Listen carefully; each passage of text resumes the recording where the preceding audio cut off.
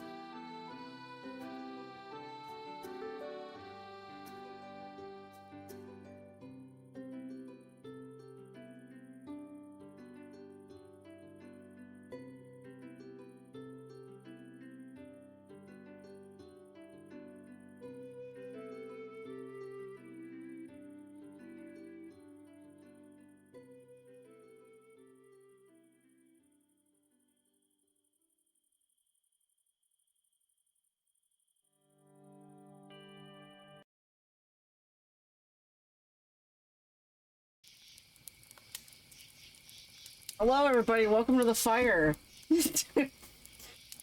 I'm tipping my hat to you all. Welcome to the fire. We're all gonna get cozy. We're all gonna get warm. I feel like I need to. I wanted to change my lighting so that it like looked like this. What? Is this stupid? Do you think this is stupid? I think this is funny. This is exactly how I imagined it. Preferentially, I would have had like a tuber or something for whomever is chatting, but that is not feasible. So, but I thought about changing my lighting, but the potato. Yeah, I gotta put the potato on here. Oh my god. I gotta put potato in here. Yeah. Okay, this is gonna be great. Potato. Yeah. The Feet Tato is the new Camp Bulba mascot. I'm gonna move the logo up. There's the logo on here. There it is. I'm so glad she did this. And then, above the potato, hold on, where is it? It's there. Put it under the overlay. And then we'll put some text up.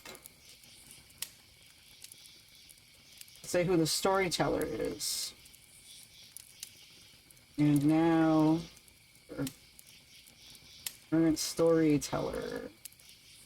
Why is the font always so massive? I don't understand why it's always so huge. Make it like size 60. That's still really big. And my font that I normally use is Rockwell Extra Bold.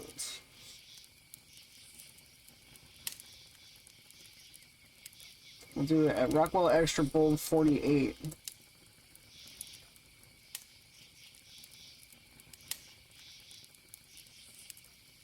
Make it a little smaller. Yeah. Oop. Come on. Do the right thing. This is perfect. Yeah. I love my little guy. My little potato man. My little potato buddy. Alright. Nice fire, yeah. Aren't you glad? I'm so glad that you did that for me, Ren. I think it's the best thing.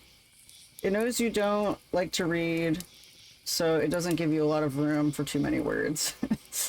Yeah, exactly. It's not the first transparent PNG with feet I've made for you. I think there's the Boobly can with the PNG. The taters can't support overseas conflict. Yeah, exactly. You know?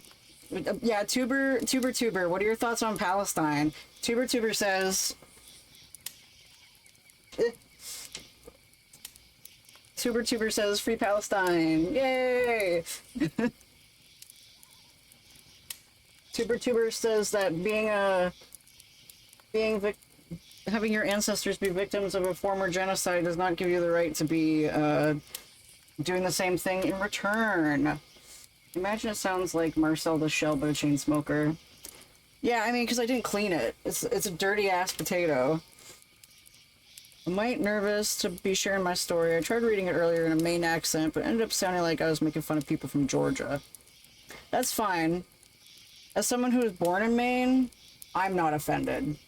I don't call Maine my culture, but, like, I 100% get it. Oh, this over here, actually. That looks better. That looks so much better. Wow.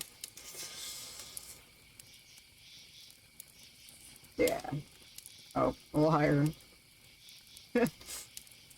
Maybe a little smaller. Beautiful. Yeah, Marcel the Shell sounds like this, but it's a bit of a chain smoker, so this is the voice of the potato. Hey guys, it's me, Potato. You know what? I sound like a young Donald Duck. Oh, man. I hate my uncle. Sadly, I have no scary stories beyond the American healthcare system. I can tell a scary story that ends up just being my issues with Adobe. Nana's gonna do theirs in a British accent. They're gonna pretend to be Jonathan Sims of the Magnus Archives. I mean, if you can whip up a story in like 5 minutes or just tell something off the fly, that's fine, as long as you're able to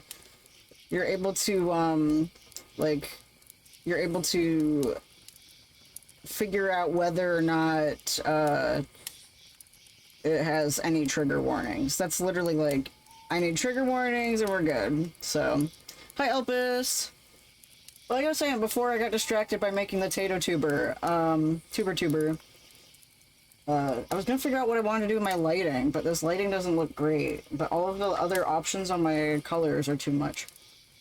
I'm gonna state the content warnings before the story. Tab asleep and I know story. You could like whisper into the microphone. Yeah. No, you're good. Yeah. I'm gonna check my messages really quick. Because I was talking to Mel beforehand and then I got distracted and had to do other things. Okay. Mel wants to know if you're okay, Nana. I was going to play Wild Assault on stream today, but it's not working. Whatever, I'll get some Bulba work done. Yeah, you can hang out. You can get some badges. Get some badges by hanging out here. Being a little buddy. So that would be cool. Yeah, at first I tried blue to match the blue of the sky, but it was too, like, aquamarine. I really have no good options for lighting. Nana, that's not your fault. I'm like, yeah, that's a lot darker. Make it a little brighter than that. You slipping and falling is more important, but I didn't hear you, and I thought that you were yelling at the cat. Because the cat was going, wah! At the same time you're going, fell! And I couldn't, like, figure out what was going on. But then I was like, I should go check on that. So that's why I was like, okay, I'm gonna scramble. Anyway. What I'm planning on doing is whomever has stories. If a bunch of people are jumping, a bunch of people are champing at the bit to tell a story right now, let me know. I know that Orville will be coming. Nana probably needs like a couple minutes to get adjusted to being upright. Nana, are you okay? Their socks are wet now. I don't know if they changed their socks. Yeah, Nana just slipped on some water and hit their head, but they're fine. Yeah, they're okay. They're okay. I mean, like, I hope they're okay. Then change your sock, please. I don't know how you can be so okay with wet socks. It freaks me the fuck out. It really does. So,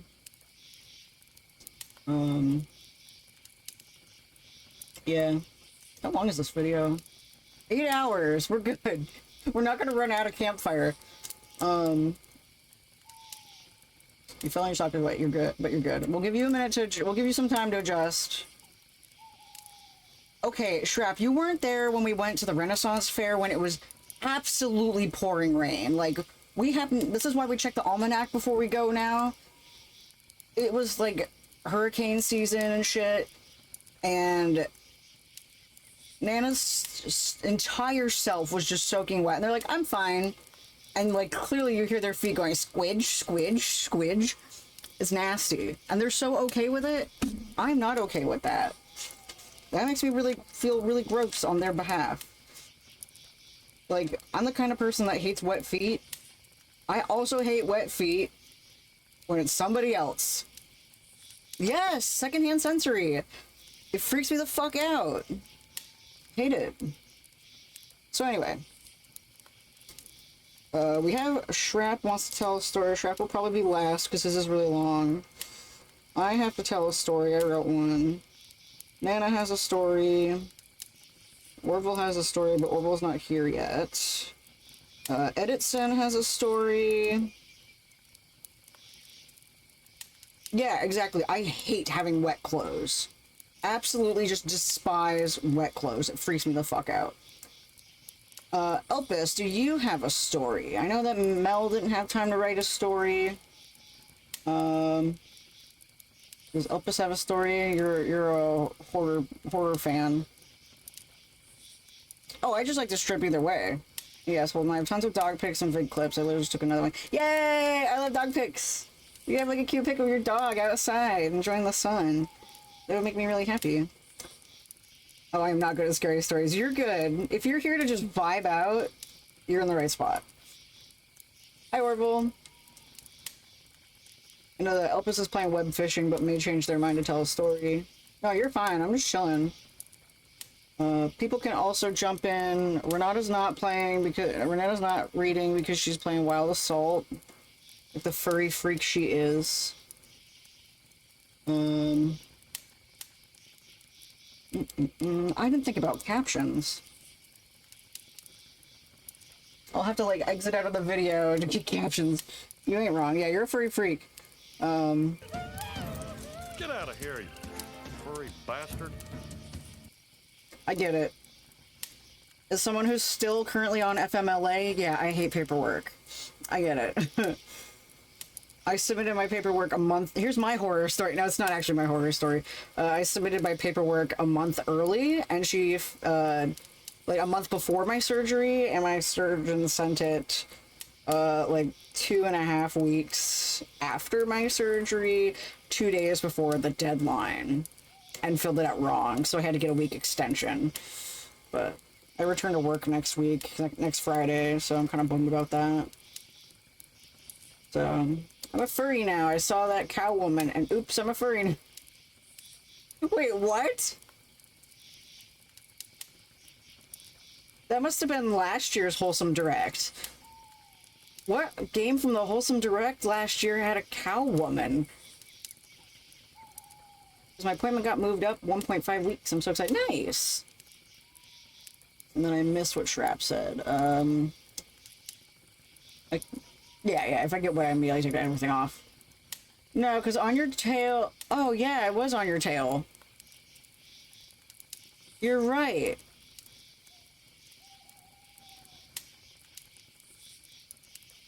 Mom, yeah, it was Mama Lucia. Yeah, yeah, yeah. Yeah. Yeah. Free bait penis nose. I don't remember saying that. Yeah, I have a neuropsych eval for my brain no worky problems. That's really awesome though. Like, it's not awesome that you have brain no worky problems, but it's awesome that you're finally like getting into the medical cycle, I guess. I diagnosed you with poo brain. As someone with not neurological issues but bad brain, I get it. Like, I took my meds today. But before dinner, all I ate today was a scone. So like, probably around like 3:30, 4 o'clock, I was kind of like vibrating and not feeling great. So like my focus is not good. So I'm kind of fine that I'm not having to yap the whole time. I've been waiting a month. That is actually fast to get in. Yeah, I said it twice apparently. More than twice.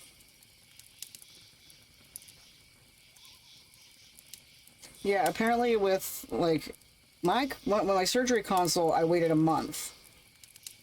With my actual surgery getting scheduled, it took 9 months.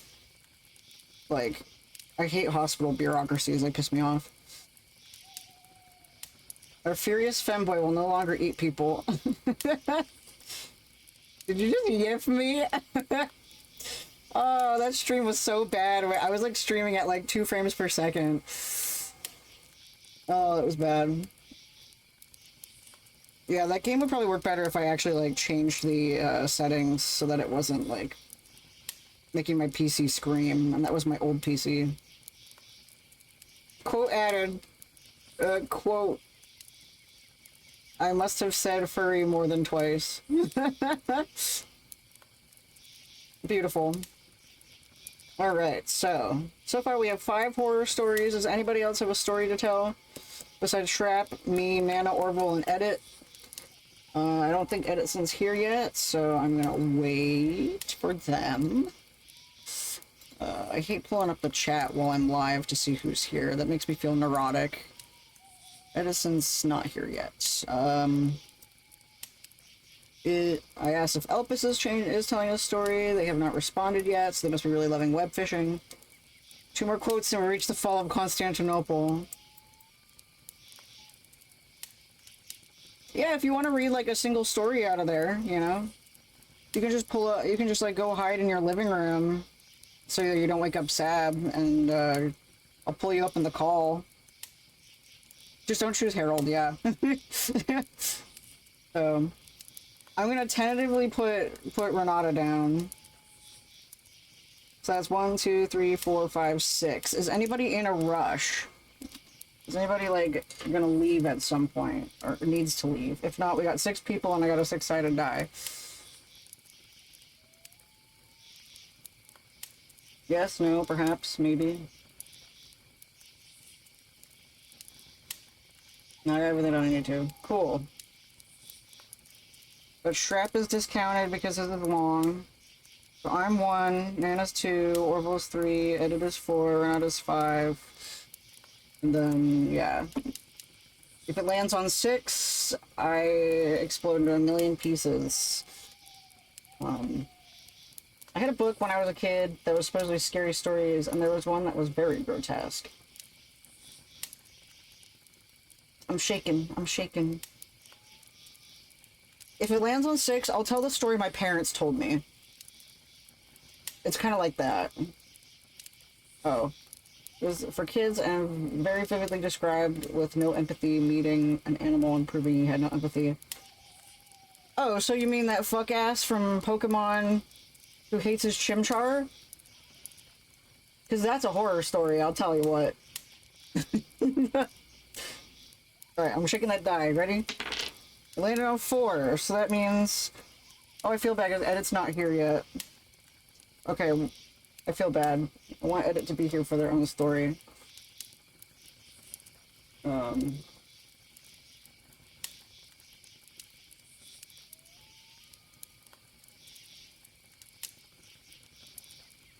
Okay, I'll read that later. I gotta be over here. Do. Yeah, we're not gonna give. There's no animal cruelty in the stories that I've read so far. All right, rolling my die. Number 2, that is Nana. Nana, are you okay enough to be first to do your story?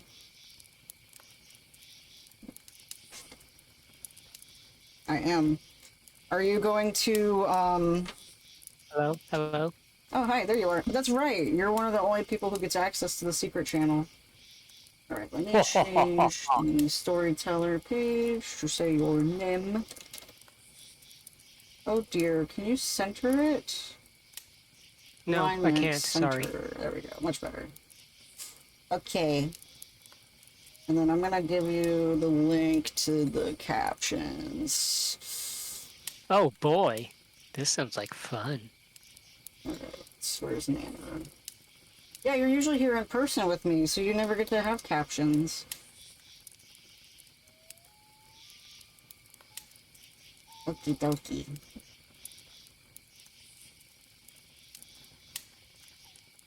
Testing, testing, sibilance. No, Nana's not telling that story, absolutely not. That is one thing I will not allow. Alright, Nana. Oh no, I am not. I was saying that. Wait, this isn't working, wait. Hello? Hello? Okay, there we go. The captions are just really shitty. You know that. Through 3 cheese trees, 3 free fleas flew. While these fleas flew, freezy breeze blew. Okay, it's working. Alright, what were you saying about your animal cruelty story? Yeah, the animal cruelty story was me mentioning a story that I had as a child that I absolutely did not like. Yeah. Because animal cruelty sucks ass. Be nice to Yeah, animals. and it wasn't like a scary story, it was just child. gross. Yeah. Just gross. Mine only involves the most dangerous animal cruelty. Man. Alright, what are your trigger warnings? Unreality, madness, and possible religious trauma. Ooh, I got that. Let's go. All right. Here we go.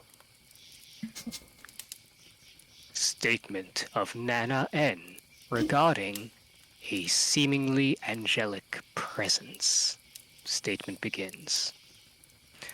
You know, I always considered myself agnostic.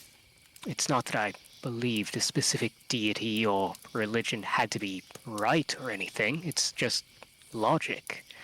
The Big Bang happened and the universe started. But what came before that? Nothing? How can everything come from nothing? There must be something beyond our understanding of reality to have caused causality. Whether that's a god, the programming our simulation runs on, or just the universe causing itself. There's something out there beyond our current understanding. At least, that's how I used to rationalize it. I wish I could still rationalize it. I think all this started with the feathers. Every so often I'd find feathers in places they shouldn't be. Fine, downy feathers in whites and browns. It started in places that could have been coincidences.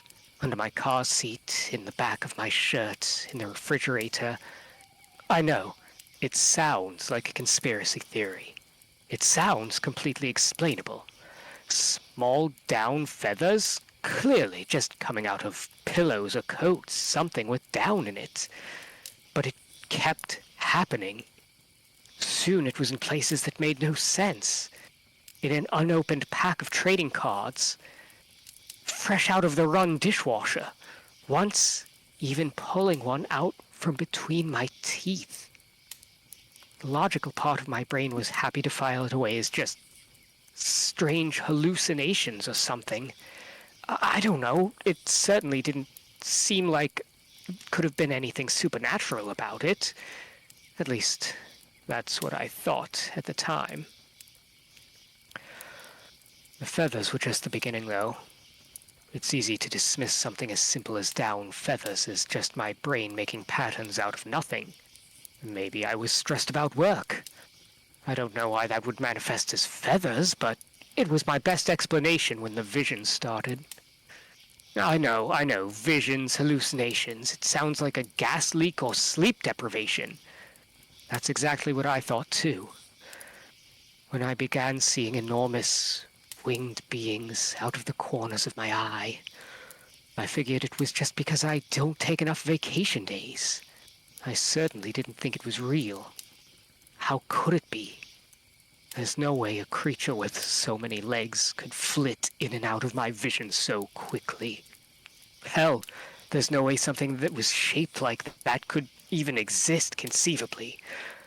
I didn't know how my mind came up with these hallucinations, but my carbon monoxide detector seemed fine, and it's not like I had the money to go to a psychologist and work it out, so I just lived with it. I didn't bother reaching out to anyone about it. As long as it was all in my head and it wasn't impacting anyone but me, I didn't mind.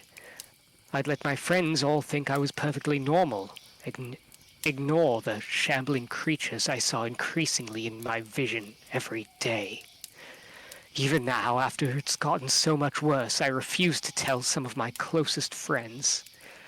The only reason I came to you is, at this point, I want someone to know my story if it gets any worse. And given how it's escalated, I think it will get worse. You see, they speak to me now. Though they still only flicker in and out of my vision, moving in ways no being of Earth could ever move. Their voices linger in my ears. They don't speak English, or any language for that matter. If I had to describe it, it's rather like the ringing in your ears after a loud noise, but at all different pitches all at once. It's not a noise that should be comprehensible, but somehow I know what they're saying. They tell me what's really beyond the veil of reality. What happens when we die. Why we experience life itself. They tease me. They know I'm just a mortal. They know if I tell anyone else about this, I'll be branded an insane lunatic. Even now, I hear the ringing in my ears, the never-ending chords that translate to cruel laughter, that I would even dare to share this story with you. They also tell me what comes next. For me specifically. They say that being locked up for being a danger to myself and others is the least of my worries. The real danger for me is what I'll feel forced to do to get rid of them. They say I'm not strong enough to fend them off by myself, but by the time I need to, all my friends will have already left. I don't want to believe them. I want to hope I'm just, I don't know, on drugs without knowing it, asphyxiating it without realizing it, or something. But I'm not, and no one is going to believe me. At least I have answers to questions I always had, even if I have no proof that I have the answers. And I hope no one else ever has to have these answers either. Statement ends. Supplemental. Yeah, nice. That was great. At first I thought, the first thought I had was that you were going to talk about your drug trip. And then the second thought I had was it was a furry transformation story about you turning into a turkey. So I got my Control V locked and loaded with the turkey emote. Oh no, I was taking it completely seriously. Yeah. Is this something that actually happened to you? It happened to a friend of mine. A friend of yours? They actually like were pulling feathers out of random places and like seeing visions of odd things, like flitting in around and just talking in tongues and whatever? Yep. Is this person okay?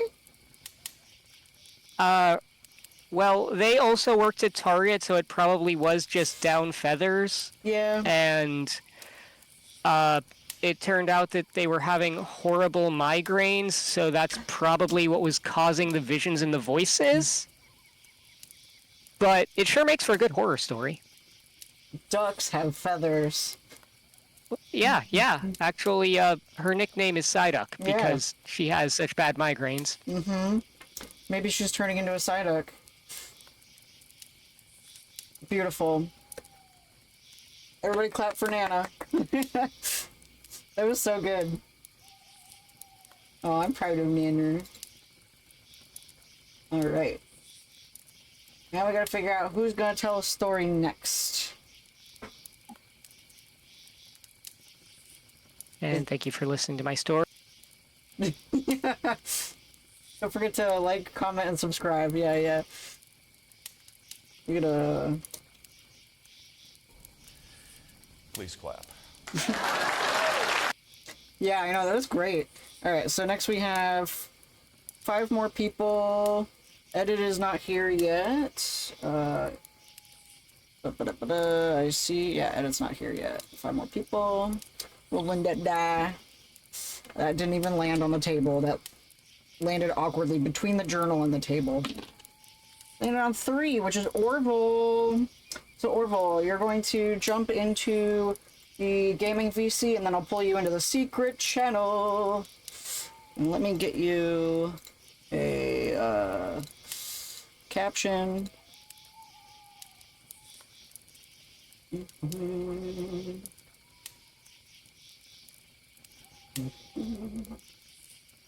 Here's your captions link. I gotta pee. No, join a second. I'm pee first. Oh, okay, cool. That gives me time to fix the text. Wait, Phil. Nana's story is just Nana's story is distributed by the Bulba Boy, licensed under a Creative Commons Attribution, non-commercial share like 4.0 international license. Well, actually, it's Alex says that, so, but I don't do a good Alex voice, so I don't know. He's not as fun to make fun of. Yeah. Anyway, great timing. Orville has to pee, so we're just gonna chill and wait for Orville to pee. Yeah, that was a pretty neat story. If none of you have listened to the Magnus Archives, that's basically what that was basically like. Yeah, I don't listen to the gaming podcast.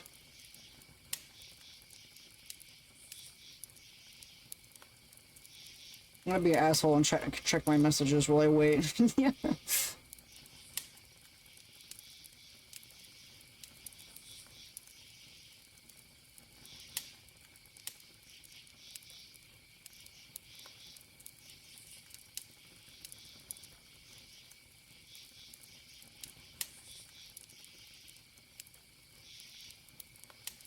Alright.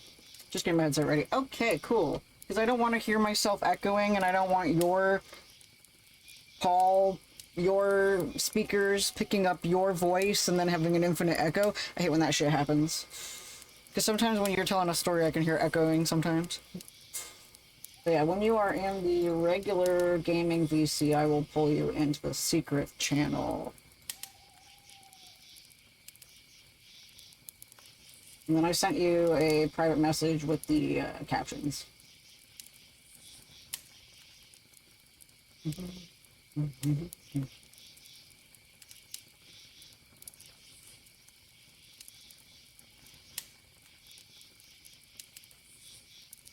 what a beautiful night. I'd rather be inside at this campfire than outside. Welcome on in. It's Orville time. Okay. I don't need to get a video tube to have my femboy troll be telling the story. Nope. that's the bright side. The Did you wash your hands after you peed? Yes, I did. Yay! No horror stories of germs. So, without further ado, I read a lot of scary stories as a kid, so I just decided to go with one of the better ones I could recite from more or less memory. I literally wrote it from memory and sent it to Holden for vetting. And I don't know if he read it or not. Oh, it doesn't really matter. No, I actually did. I read Shraps. That's fine. Because I was like, oh, this is folklore. I probably don't need to. No, yeah, search it for any sort of trigger warnings. You already know what they are anyway. So yeah, to say, other than like blood and violence, but it's not against animals. Yay! Just against So yes, this is from this is from. There's a series of books called "Scary Stories to Tell in the Dark," and this is from one of those. I mean, while the illustrations are probably the highest point of those books because they are insanely good, scary. The writing is also very good, I think, because they are stories that I can remember well enough to tell. They were made to be told, not just read. Yeah. And I think they are good at that. So anyways, without further ado,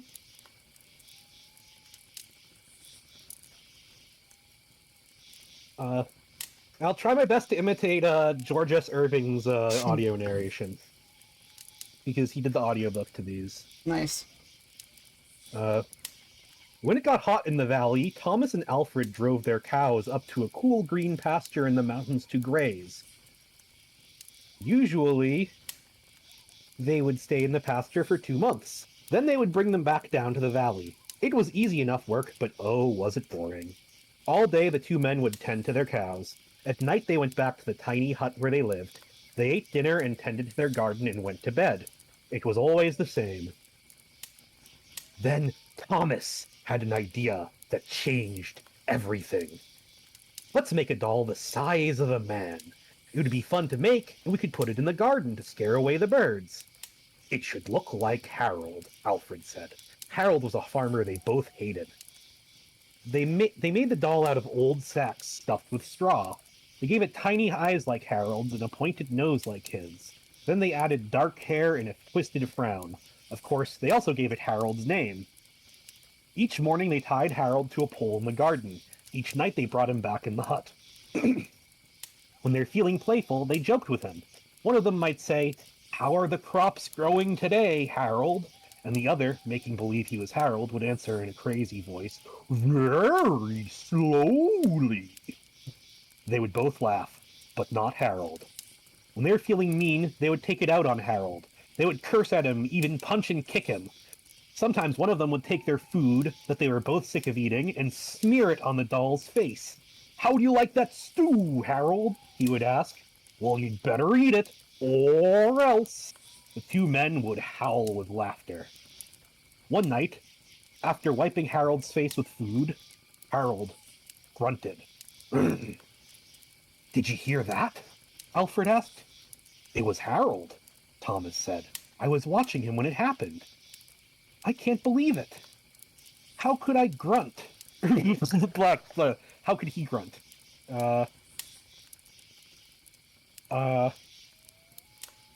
Sorry. "He's just a sack of straw. Let's throw him in the fire and that'll be that," said Thomas. "Let's not do anything stupid," Alfred replied. "We move the cows down, we'll leave it behind. For now, let's just keep an eye on it." So they left Harold sitting in a corner of the hut. They didn't talk to him or take him outside anymore.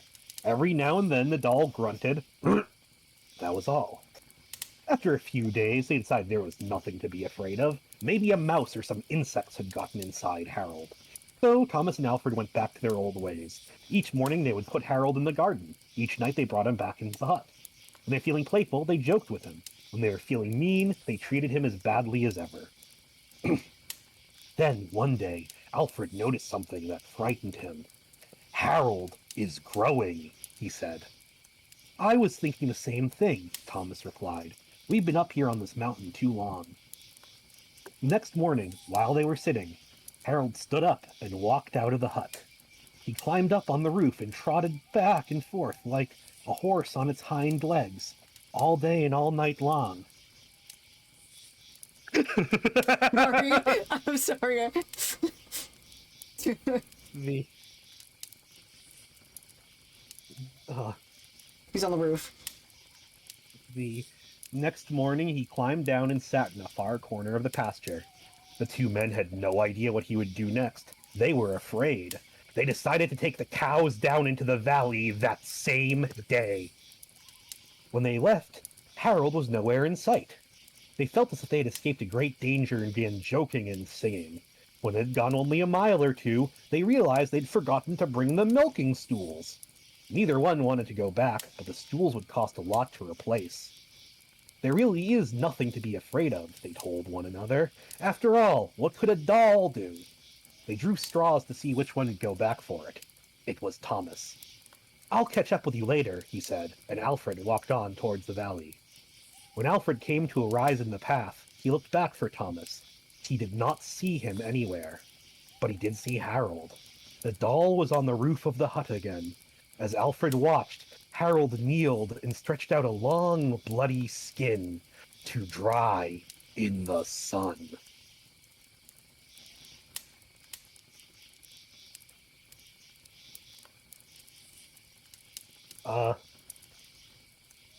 Holden, if I DM you an image, will you, show it on screen? Sure. Since the, illustrations are a pretty big part of this book, IMO. But I hope my, telling, is... Was it this picture that you have right at the start? Or the first picture you sent me? Oh, yes. Alright, hold on. I could I have like just that his sent Tommy's, a... he's wearing a little crop top in this picture. Alright, Alright. If anyone gets uncomfortable with the idea of stitched flesh... Yeah. Alright, where did I save it? I gotta figure out where I downloaded it from. Oh, here it is. That's Harold. Yeah. He's beautiful. I love him. Pretty neat. Alright, thank you for your story. That was very, very, it's like subtle horror, almost. Yeah. No, that's why I went. That's one of the reasons why I went with that one. Like, part of it was just that it was one that I remembered very well, Yeah. but also part of it was But also part of it was that I think it's one of the ones in that book that like really holds up. It's pretty grounded. I think it's structurally pretty good. You know, it's build up, and you know. And in all good stories, it ends with a scarecrow flaying a man alive and stretching his skin out.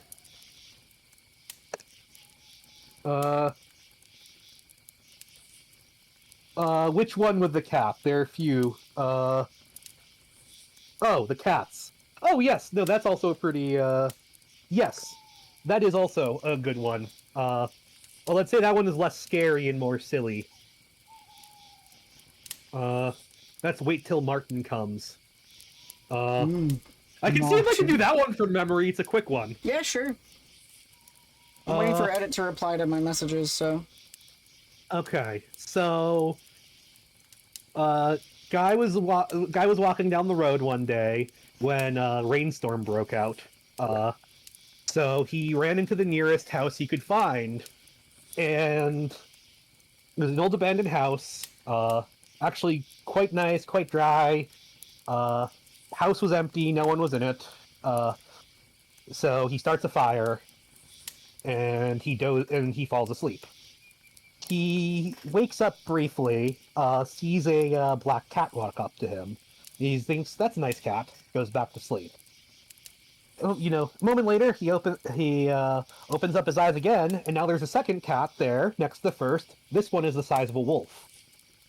And the one is just like, so, bigger one is like, shall we do it now? And the other cat says, no, let's wait till Martin comes. So the guy's like, I must be dreaming. and just lies down, falls back asleep. Then he wakes up. When he wakes up, there's a third cat in the room. This one the size of a tiger. And that one turns to others and asks, "Shall we do it now?" "No," said the others. "Let's wait till Martin comes." The guy then jumps out the window, starts running, and he yells over his shoulder, when Martin comes, you tell him I couldn't wait."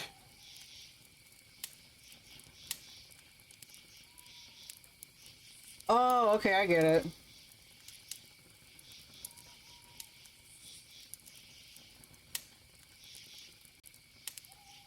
Yeah, those are really subtle. Nice. All right. Well, thank you for your stories, Orville. You did great. Yeah. You are our resident scribe and storyteller. That one I didn't. I don't recall the enunciations quite as well because I don't recall the. I did it completely from on whim. Yeah, you pulled it out your ass. Yeah. But then I could tell the basic cadence again. I think speaks for Alvin Schwartz's writing. Yeah. Yeah, those are good. They're, like I said, very subtle horror. All right. So next up, okay. So probably... I'm glad Nana got their story about waiting till Martin comes. Yeah. All right. So next up, I'm still waiting for Editson to get back to me. If they don't, by the time I finish my story, I'll either let Shrap go next, or I'll read it for them. They said that either is fine when I asked them earlier, but I don't know if they wanted to jump in now or not. I don't know. So I'm gonna do mine. So.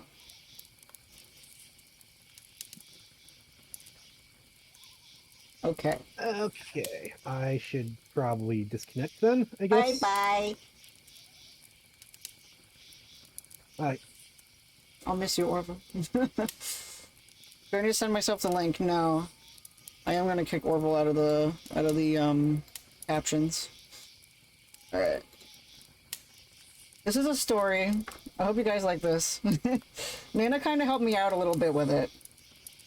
Cause I had a general idea, and then I was just like, I had a general idea, and then I was like, okay, but you can make it scarier. Okay, this is based on loosely based on a true story of something that happened to me while I was driving through Massachusetts. Yeah, loosely based on a true story when I was driving on Interstate 90 in Massachusetts. Yeah, what if Martin came inside Harold? That's good. That's real good. Alright, so this is called... Yeah, this happened to me sort of in Massachusetts. It's called The Ambulance Driver. Yeah, whoop mask, go Sox! It's called The Ambulance Driver. I'll probably get a little closer to my mic. No, I kind of don't like that. Okay. 3 hours left.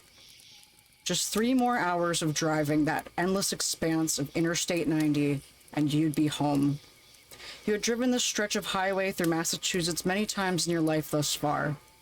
With family and friends in the Boston area, it almost became second nature. The obnoxious interchanges in Worcester, the twisting mountainous views of the Berkshires, the egregious gas prices whenever you stopped at the rest areas for a snack and a refuel. You almost wish you waited until you got into New York for 3 cents less per gallon. But then you wouldn't have a whoopie pie to save your spirits. Thus are the trades one must take on the open road. It was early spring. You could feel the premature, unseasonable warmth in the breeze of a brutal summer approaching. The snowbanks spent most of the day melting from the first warm day of March. All remaining evidence of winter was in filth and salt-filled deposits of snow on the edges of the roads. Fog hung thick in the air as night fell. There was a hazy glow obscuring the streetlights from permeating the night sky. You knew it was going to be high beams the whole way back. Goodbye, Middlesex County. You turned the engine over and headed forward to become another anonymous face on the slick roads of I-90. You almost regret not leaving earlier. Sure, you were glad to not have to deal with the stop-and-go traffic of a 6 p.m. Worcester, But the poor visibility of the 10 p.m. fog and the grogginess of a long day made you know the coffee you bought at the rest area would be working overtime. Luckily, the amount of other drivers on the road seemed sparse. You were king of the road. For now. Passing other drivers was never something you thought about. Just another non-abnormal occurrence. Surely passing an ambulance wouldn't seem out of character for regular road behavior. As you passed it, you unconsciously noted County Ambulance on the side. And didn't think much of it. You continued onward, transfixed on the dashed white lines and the monotone voice of the podcast playing through your speakers. Hello, Northampton County. You checked your mirrors. One set of headlights 50 feet behind you, speeding up quickly and merging into the left lane to eventually pass. Nothing out of the normal. It was the county ambulance. They seemed to be in a hurry, but the emergency lights weren't on. You had already been speeding, mostly from highway hypnosis and the general dissociation a familiar highway always brings. But 75 and a 65 wasn't a federal crime in any sense. The ambulance had to be going well beyond the limit to pass. No worries, right? It didn't seem out of the ordinary until the ambulance merged back into the middle lane ahead of you and slowed down to match your pace. It seems they weren't in a hurry after all. In fact, the driver slowed the ambulance enough that staying behind would become excruciating to your overstimulated mind. You merged left and passed the ambulance again. The fog grew thicker, in the cradle between Westfield and Connecticut rivers. It had grown notably hard to keep your high beams on after the ambulance passed you a second time. Perhaps it was warning you to slow down? You didn't care either way. You passed the ambulance again. Hello, Berkshire County. That's when it occurred to you. County ambulance. Why were there no specific counties written on the side of the ambulance? Why had it followed you through 3 separate counties? Peculiar? Perhaps. More unsettling than anything, considering it took you more than an hour to get across the Berkshire line. Your palms began to sweat, and you felt the familiar knot in your chest of anxiety. The ambulance passed you again. You felt your heart beat in time with the wheels.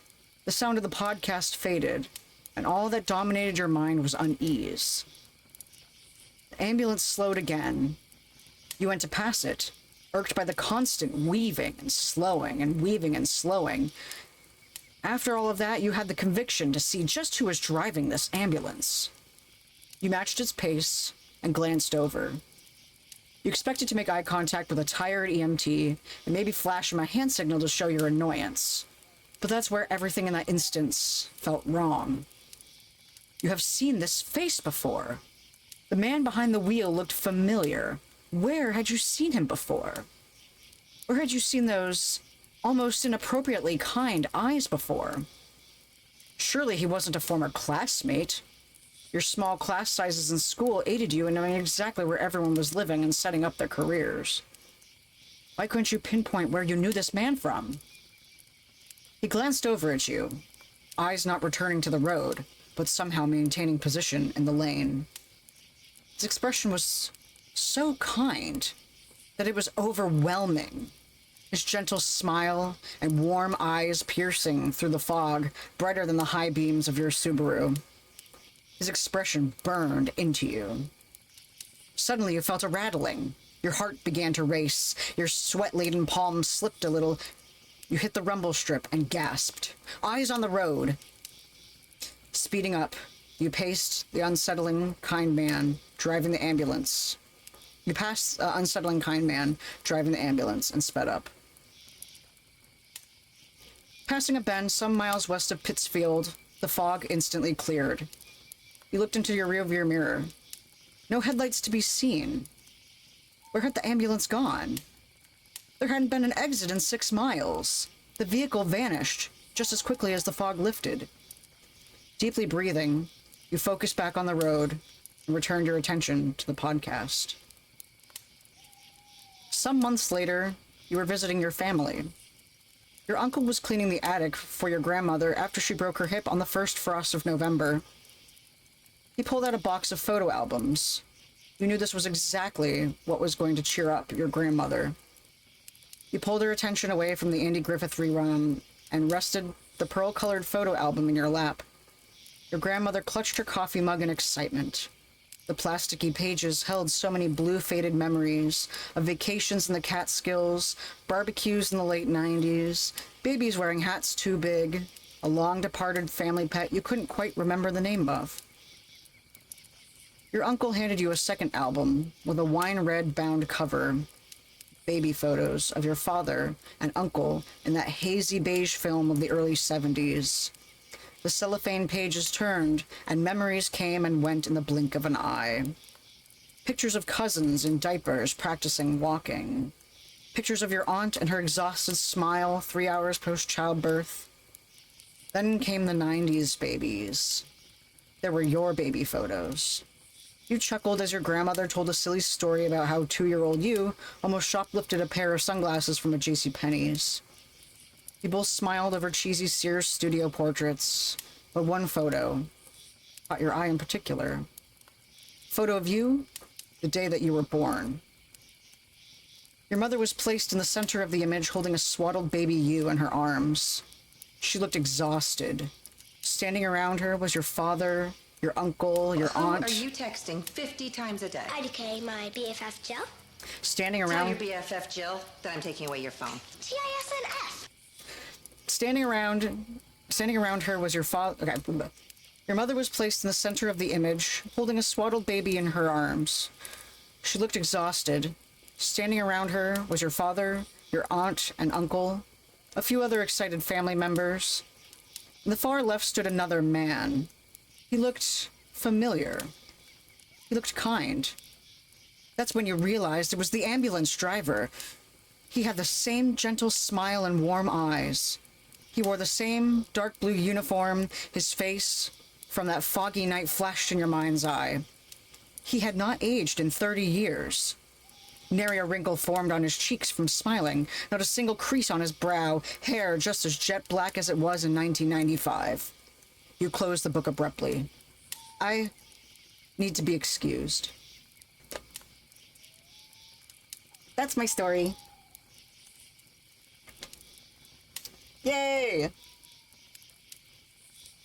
So yeah, that's my story. Me being passed repetitively by a ambulance actually happened through... It was like after we met up with... Who was phone? What? Who was phone? Anyway, it's a meme. Oh, okay. Yeah, so like it was after we saw the Mario movie and we were driving back and we were listening to the Magnus archives in the car, and like uncannily we were listening to one that was like a medical one, and it was like about this really ominous emergency room, and it was very foggy, and this ambulance literally kept passing me back and forth and back and forth and back and forth, literally through 3 counties. And that actually happened, that I went around a bend and the fog lifted and the ambulance was gone. And it just said county ambulance. You know, it didn't say Berkshire, it didn't say Worcester, it didn't say Middlesex, whatever. You know, it didn't Northampton, it didn't specify what county it was in Massachusetts. It just was a random county. But Nana added the twist at the end about it being, the driver being someone that was, someone that you recognized. So you're with your honey and you're making out when your phone rings. You answer in the voice, "What are you doing with my daughter?" You tell your girl and she say, "My dad is dead." Then who was phone? Okay, I think I have heard that. Yeah. Alright. So Edison actually cannot be here to tell their story, so I'm going to read it for them. I assume the driver was some long-lost dead relative. Maybe. It's told, the story is told vaguely intentionally. Alright, so that was me. Now I'm gonna read Edison's story. Trigger warnings for I wrote them down. Death, police, and starvation. If you have a heart condition and do not read this, you'll drop to the floor flopping like a fish while clenching your heart, seeing as you're having a heart attack. Also, if you have sensitive anus, do not read this. The brick you will shit will be painful. A few years ago, a man was walking down the road because his car broke down and he saw a car coming up behind him, so he stuck out his thumb to hitchhike, and the car stopped ahead of him. He ran up to the passenger side and opened the door. When he opened the door, a skeleton popped out. Woo! Alright, so yeah, I'm gonna read Edison's story. Their story has trigger warnings for death, police, and starvation / malnourishment. Alright. She was hungry. It was Saturday, September 22nd, 1994. My darling, please eat something, he begged her as he shoveled a bit of food onto her fork. Please, just one bite. She didn't want to be here. He could tell, with her back rigid against the tall oak chair. She was in pain. How long had she been struggling to eat? He couldn't remember. Too long. Her eyes were sunken against her pale skin, as she seemed to be in her own little world. She had tried today. She had got out of bed, dressed in something nice, and was down here with him. Her makeup was a pale imitation of her blush. Trying, he wished he could ease her burden. Somehow, it seemed like the entire house changed when she was unwell. The light became dust and the walls darkened. The whole place was dimmer somehow. He sighed. Okay, I'll get you something you'd like more. I'll get your favorite from that bakery across town. He left her, believing she could get back to bed on her own. Her smiles used to make his days, her blushes his weeks. Her hair, once in a silky waves, now fell roughly. She had been sick for so long. He truly missed the woman he had fallen in love with. After picking up the rich pastries, he told himself this would be the thing. This would make her take a bite. This would make her smile again. But it was the bright blue and red lights that greeted him at home. What's wrong? What happened? He yelled as he rushed out of his vehicle. Is Cynthia all right? Her name tasted like desperation on his lips. Is this where you live? A police officer stopped him before he made more than 10 steps inside. Yes. Let me see my wife. His eyes frantically studied the place. Where was she? Did they take her to a hospital again? Was she okay? Sir, you are under arrest. What? No! Where's my wife? As the officer dragged him back through the door, he struggled against him, struggled to reach her. As he pulled him away, he heard someone say, time of death, estimated around July 1st, 1994. Cause of death, starvation.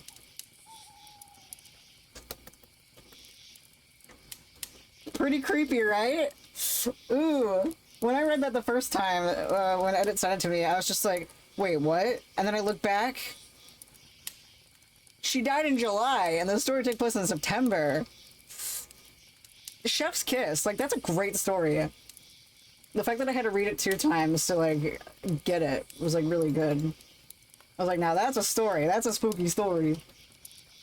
Alright. So, looking at the list, we only have one more person left. Is there a shrapnel in the house?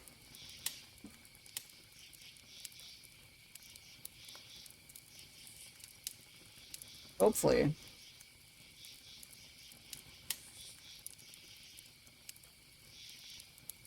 Dear sweet shrapnel. Yep, on the way. This is the story of a day where there was all this blood. A man was walking around and blood started coming out of him everywhere. There was so much blood that it filled up an elevator.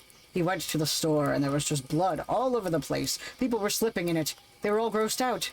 He tried to go swimming, and all of the sharks went nuts and bitten everybody. He got chased by all the vampires ever. One time, the blood got a kid and a dog. At the end of the day, everyone decided they would send him to space so that he would stop getting blood everywhere. The scariest part is the man was you! Or he was the lady, if you are a lady, and you forgot that this happened. Honestly, been there. Hello. Is that a shrapnel? Yeah, hello. Hi. Let me give you your captions. All you have to do is open it in Chrome, because they only work with Chrome. And yeah. On my laptop, is the volume, like, can you hear me clearly? I can turn you up a bit more on my end. I know when I'm on my phone. Oh, right. Yeah, I have you at 73%. Just keep talking a little bit. Yeah, because I know when I'm on my phone, Yeah. for whatever reason, Jinn spirits seem to possess my phone and make it impossible to hear. Yeah, next time that you're on your phone in a call, I'm gonna, like, record it for you so you know what you sound like. But yeah, I turned you up. I had you at 73% to mute your phone self. Yeah, I have no idea what causes that, because my phone doesn't seem to be broken or anything, but whatevs. Yeah. You're so Anyway. crisp. So crisp. Ooh. So yes, this is a short story that I wrote that is actually an expanded version of a shorter story I posted in the server a while back. So yeah, here we go. RV Lake, that old place? Nobody's asked me about that place in years. Of course, no one asks me much these days, expecting if I want to play cards or sign up for bingo night at the Cave Pete Hall downtown. My advice, young man, you didn't ask for it, but I'm gonna give it to you, is don't get old. And if you do, don't let your family put you in a zombie hotel like this one. Oh, right, forgot the trigger warnings. Oh, yeah, trigger warnings. Yeah. Also, the captions aren't working for some reason, which is really weird.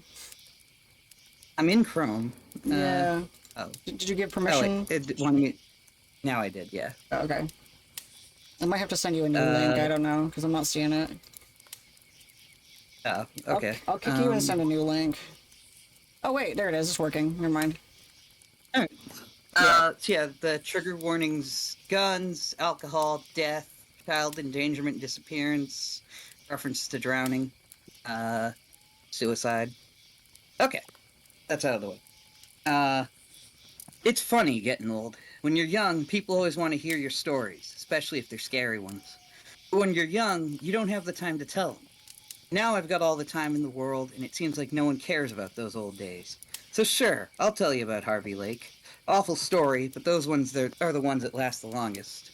You also forgive me, I stumble across some words here and there. The old noggin don't run as smooth as it used to. You know, at the time it was called the Mystery of the Century by the papers. Gripped the nation back then. I was there, you know, during the disappearance. Spilled a lot of ink over the years writing about the supernatural. They didn't call me the spook chaser for nothing. But nothing I ever wrote about afterwards even came close to being true. But this was, though. God help me. It really was true. People call it Harvey Lake, but of course it don't got an official name or nothing. They just call it that because of the Harvey family. What happened to them there. It's not far from here, as a matter of fact. Bit between Harlow and TR90. You wouldn't think it, but it's actually a pretty nice place, or at least it used to be.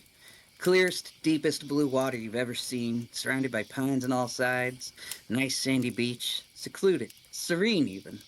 But take my advice, young man. I know you're recent.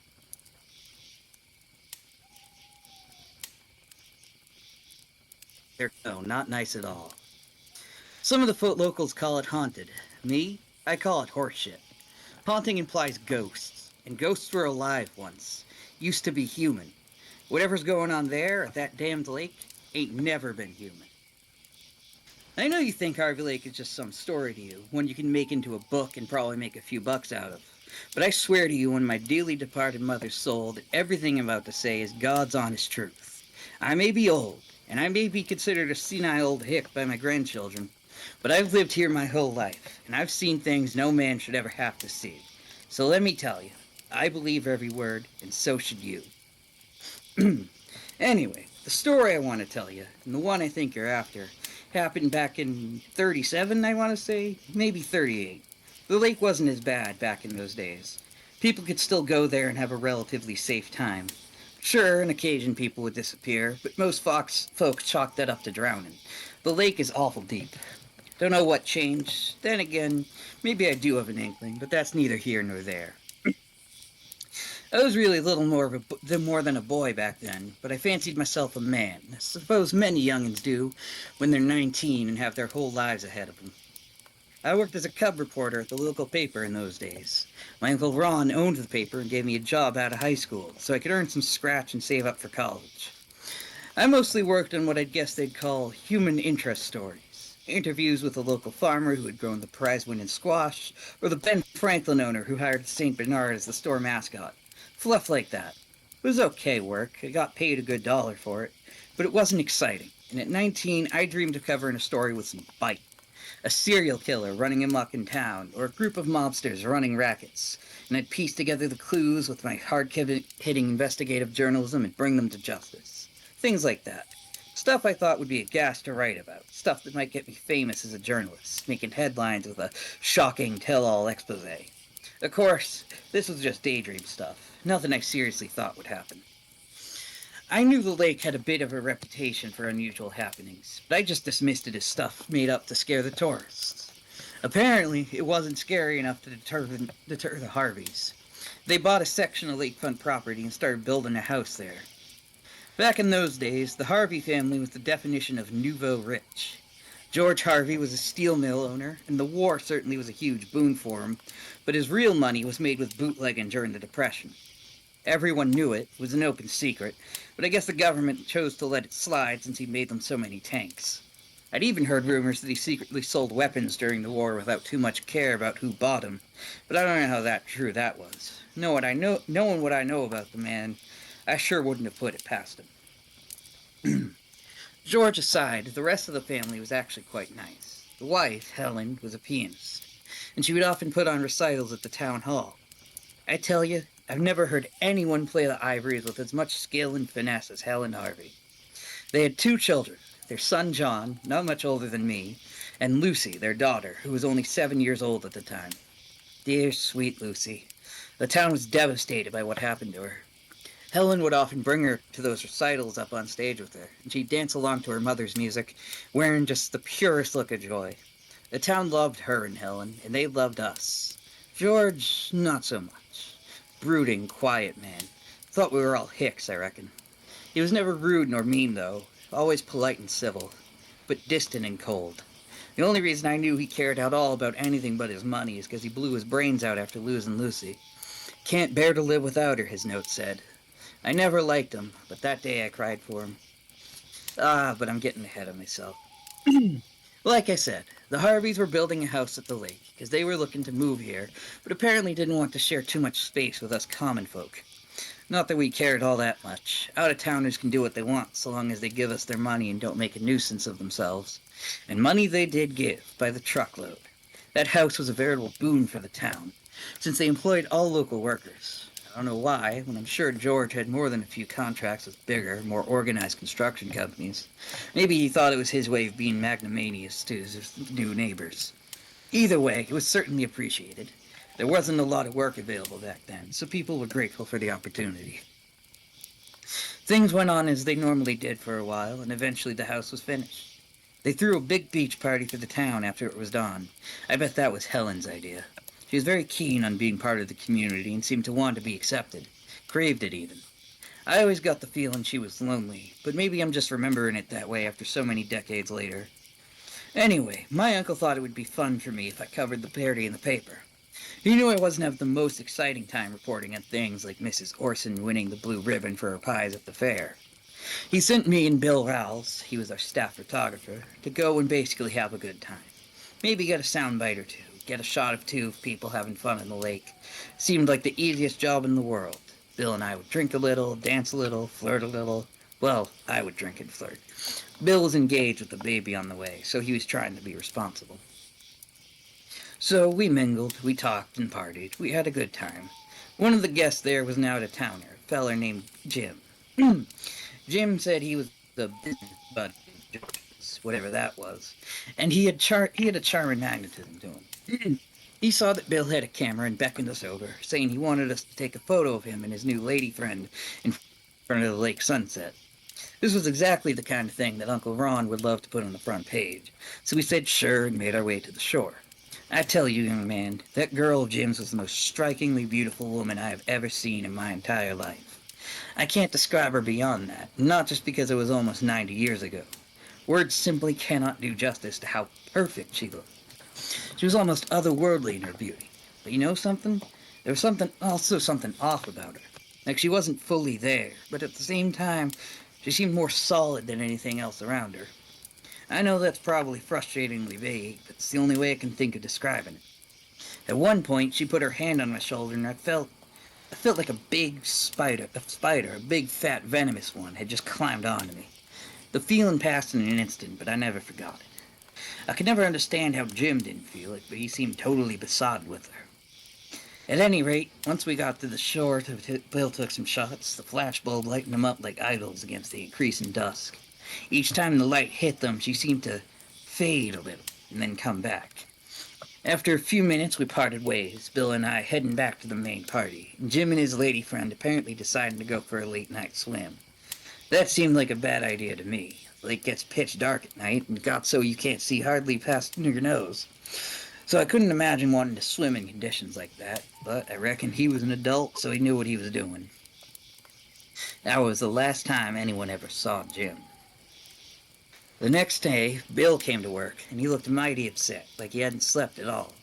He dragged me aside and told me he wanted to show me some of the pics he'd taken at the lake. We had taken a total of 10, 5 of the party guests, 2 of George and his family, 2 of Jim and his lady friend, and 1 of Jim himself. It was this last one Bill wanted to show me. "Jamie," he said, "you gotta promise me you won't breathe a word of what I'm about to show you to your uncle." "Sure," I replied, "but why?" I felt uneasy, because Bill had a haunted look in his eyes I didn't like. "Because no one else can see it, Jamie. I'm going to show you, and then I'm going to burn the photo. I just want to make sure I'm not going crazy." Bill pulled out a sheaf of glossy photos from a paper envelope and laid them out on the table. I recognized them as the ones we took at the party. I looked over them, curious but confused. They seemed perfectly normal to me. Then I got to the last one. It was the solo shot at Jim. He'd wanted just one of himself as a memento, he said. There was a hitch in my throat as my breath caught dead when I looked at it. Bill and I just stared at it for what seemed like minutes. Neither of us spoke. The photo showed Jim, smiling and holding up a glass of fruit punch. No alcohol at George's party, a true irony.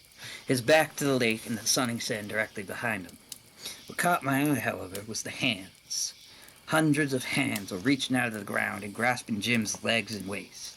He didn't seem to be aware of them, and I sure as hell didn't recall seeing anything like that when we took the photos.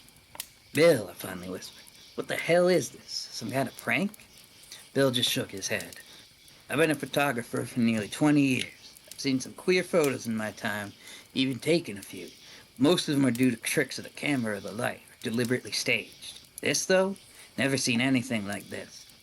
And all the others, there's nothing strange in those ones. See for yourself. Perfectly normal. When I developed the last one, I thought I was going mad." "Wait," I said. I had noticed that 2 photos were missing. Where's the 2 of Jim and his lady?" Bill looked away. He was biting his lower lip. "I burned them already. Didn't even develop them. Just tossed the negatives right away." "Why? What was in them?" "Nothing. Nothing was in them." Bill was getting upset, but I couldn't understand why. "Bill, they can't have been any weirder than this one," I pressed, holding up the photo of Jim. "For God's sake, man, what did you see?" "Nothing!" Bill snapped, and I jumped. I'd never heard Bill yell before, and it scared the hell out of me. "There was nothing there. I just threw them out, and now I'm going to throw this one out too. Gonna burn it. You can give her on the others. Just tell them the other 3 were overexposed and unusable." "Okay, Bill, all right," I said quietly. "Are you okay, Bill? You aren't usually so excited." "I'm fine. Look, I'm taking the rest of the day off. Gladys calls, tell her I've gone for a walk or something." Bill took the photo of Jim from my hands and walked briskly out the door. He seemed shook, the way my father told me some guys had seen the trenches look during the war. Shell-shocked, he called it. The next day, Ron called me into his office. His eyes were red, and it looked like he'd been crying. Never seen my uncle cry before, and it filled me with foreboding. "Jay," he said, his voice heavy, "I have some terrible news about Bill." My heart sank into the pit of my stomach. I had a strange intuition this had something to do with those photos. Bill's gone, Jamie." "Gone?" I asked. "Gone where?" They found him. The police. Down by the rail tracks. I'm sorry, Jay. He's passed away." "Bill's dead?" I cried incredulously. Ron looked down and nodded. "You can take the day off, Jay. I know you and Bill were close. Ron closed his eyes and sat back in his chair. Ned said something that shocked me even more than the news of Bill's death. Oh, fuck. Then I saw tears rolling down Ron's cheeks and quietly walked out of his office. I had never, ever heard my uncle swear before that day. Never even heard him say shoot or darn. I got as far as the couch in the lobby before my knees buckled and I fell onto it. I felt numb. I could feel tears running down my cheeks, but I wasn't crying, not yet. I couldn't process what had happened. How could Bill be dead? I just saw him yesterday. And his fiancée, kid, what about them? How could he be dead when he had a baby on the way and a wedding and his whole goddamn life, and now he was just gone? I couldn't even think. I'd never experienced death before, never even had a pet goldfish that died, let alone a family member or friend. As far as I had been concerned, death was a nebulous thing to happen to other people's in stories or in the news, not folks I'd known my own life. And for it to be so sudden and unexpected, I didn't know what to do. The next few days I spent in a fugue state. I cried like a baby a few days later as I was going to sleep. The thing that set up the tears were me thinking that tomorrow me and Bill were supposed to cover the minor league game happening over in Bangor, something we'd been looking forward to. Then I remembered he was gone, and it all just came flooding out. At his funeral, I finally found out how he died from his brother. He was quite drunk, didn't seem to care that I was only 19 and too young to share such terrible details with. The police, he said, had found Bill's body down by the railroad tracks, which is all that Ron had told me. Then he told me the details that Ron would never in a million years have ever shared. Bill's body had been found sans head. Apparently, he had laid his head down on the rails, waiting for a train to come along. According to his brother, they were picking up bits of skull and brain-matted hair from miles south. I don't know if that part was true, but it was true that Bill killed himself by letting himself be hit by a train. Confirmed this with the rail operator a few days later. A journalistic duty, I reckon, to verify the facts. I couldn't understand why a man like Bill, who had a career he loved, a lovely and beautiful woman that was going to become his wife, and a child on the way that he never shut up about what would possibly want to end his life, especially in such a brutal fashion. Of course, I was just a kid, so I couldn't understand why anyone would commit suicide. It just did not enter my conception of how the world worked. But even still, something about Bill's death didn't make sense. The only thing I could think of was it had something to do with those pictures he'd taken, the one of the lady, the ones that scared him so bad he burned the negatives. Apparently, they'd even worse than the photo of Jim. But he had been willing to show me that one. Which led me to wonder what on earth he'd seen in those photos of Jim's ladies. What had been so terrifying that it drove him to suicide? Simply couldn't let this rest. It was gnawing at me like a cancer. About a week later, I went to Bill's house. I rang the doorbell, and Gladys, Bill's fiancée, answered the door. "Afternoon, Miss Rawls," I said. "I was wondering if I could ask you something." Gladys looked at me, her gaze somewhat cold, and she barked a harsh laugh. "I am never going to be Mrs. Rawls, young man. Bill saw to that." She practically spat the last word. "What is it you want to ask?" Her demeanor was far removed from the cheery, pleasant Gladys Rawls, knee and now forever Langford, I had gotten to know. Now she seemed to radiate despair. I briefly wondered if I should just excuse myself and drop this whole thing. She was clearly not in the mood for company. However, that gnawing wouldn't leave my mind, so I pressed ahead. "I was wondering if I could ask you some questions about Bill." "Like what?" She seemed guarded somehow. Presumably she'd been asked a lot of questions about Bill since he died, and probably not all of them nice ones. "I was just wondering if he showed you any of the photographs he took at that beach party, the one the Harveys threw a while back?"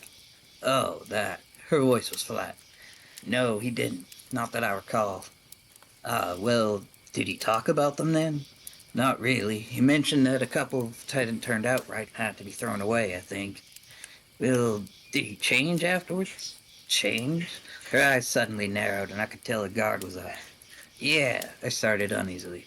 "Did his behavior change after taking those photos? Did he start acting differently?" "What is it you're asking, Jamie?" "I don't know. I just wanted to know if... You wanted to know if there was a reason why Bill killed himself?" she snapped. "Jamie, I know you're only a child, but let me tell you something. The only reason a man would kill himself and abandon his wife and unborn child is if he was a coward. He hid it well enough, that's true, for long enough to fool me. But he couldn't hide it from himself, and that's why he did what he did. Now, if you'll excuse me, I'm quite busy." She practically slammed the door in my face. I could feel shame burning there. I realized I had stepped on a very raw, very painful nerve, and I felt like a blundering fool. I turned away and walked home. Despite my shame, I still wanted answers. The nod didn't go away. I spent the next few weeks just going through the motions of my daily life. What I was feeling was not grief or depression, not really, but burning curiosity, and not just over Bill's death. I simply could not stop thinking about what it was that Bill had seen in those photos. Started having vicious nightmares during this time, about the party in the lake, about Bill and Jim and his mystery woman. I don't remember too many details, but I would wake up screaming, covered in sweat and shaking. I knew that if things like this kept going on, I was going to go completely crazy and end up with a straitjacket and a padded cell down in Augusta. But I just didn't know what else to do. Unlike in my daydream fantasies, I wasn't some hard-boiled, truth-hound journalist who could sniff out even the tiniest leads to uncover some hidden truth. I was a kid, scared kid who was confronted with something completely outside his frame of reference. About a month later, Uncle Ron called me into his office. "Jay, I know you've been feeling out of sorts lately, and I think I got just the thing to take your mind off of Bill." "Yeah?" I asked, my voice flat. I didn't really think anything could make me feel better. "The Harveys are throwing a big soiree up at their manor for all kinds of rich and fancy folk. Mr. Harvey wants someone to take photos of him hobnobbing with the upper crust to publish in the papers. He's already invited people from nearly every newspaper in the state and outside. Man sure does love himself some publicity." It was true. George Harvey was not the type of man to turn down the opportunity to splash his face in the morning and evening papers. He seemed to have some kind of pathological need to be seen as a man of wealth and power, and I'm sure it did his ego no end of good to see his face in every paper in New England. He reckoned himself to be the next Rockefeller, and since that august personage had just recently died, he must have thought he was the one who could fill that void. With only one small problem, though. "Ron, we don't have a photographer anymore." "I know, but Mr. Harvey was insistent that we send one, and I knew that Bill taught you a little about how to use a camera. But I don't know how to process a photo or anything like that." "You don't have to worry about that. I got a friend with a dark room who can do that for us. Just snap some photos and I'll take care of the film. Plus, I'll pay you an extra $5 for it." Mr. Harvey was quite generous with his fee. I know that may not seem like much to you now. Back in 1938, $5 was quite a lot of money for a 19-year-old kid. I accepted, but the money weren't the reason why. I reckon maybe I could get some answers from the Harveys. Like what happened to Jim, who that mystery woman was, stuff like that. Something, anything, could shed some light on Bill's suicide. God help me, I got more than I bargained for. The second party was 2 days after my meeting with Uncle Ron, and I spent that time familiarizing myself with Bill's old camera. I won't bore you with the technical details, but in those days there was a bit more to it than just point-and-shoot cellular contraptions everyone has these days. A lot heavier, too, and not as safe. Those flash bulbs would get awful hot, and it wasn't uncommon for them to burst from the heat, spraying hot glass everywhere. I never had that happen to me, but I remember Bill told me once about a woman he was taking a photo of, and the bulb damn near exploded. The woman had to go to the hospital, but the doctors had to pluck out nearly molten glass shards from her eyes. Sorry, went on a tangent there. Happens when you get old, your mind starts to stray. Anyway, the day of the party, I was feeling restless. I had this expectation that I was finally gonna get some answers to all the questions I had about Bill. Naivete of youth. It wasn't until I was in my first 2 months as a professional reporter that I learned what may be the only objective fact in the world. Life ain't a story. It don't got answers. It never ends wrapped up in a neat, satisfying bow with every question answered and every thread wrapped. It's messy and difficult, and most of the time you end up knowing even less than you did at the start. That aside, this party was completely different from the one on the lake. That one had been for the town, an open invite to everyone, rich and poor alike. The atmosphere there was one of jovial bonhomie and community. This one, however, was like being on an entirely different planet.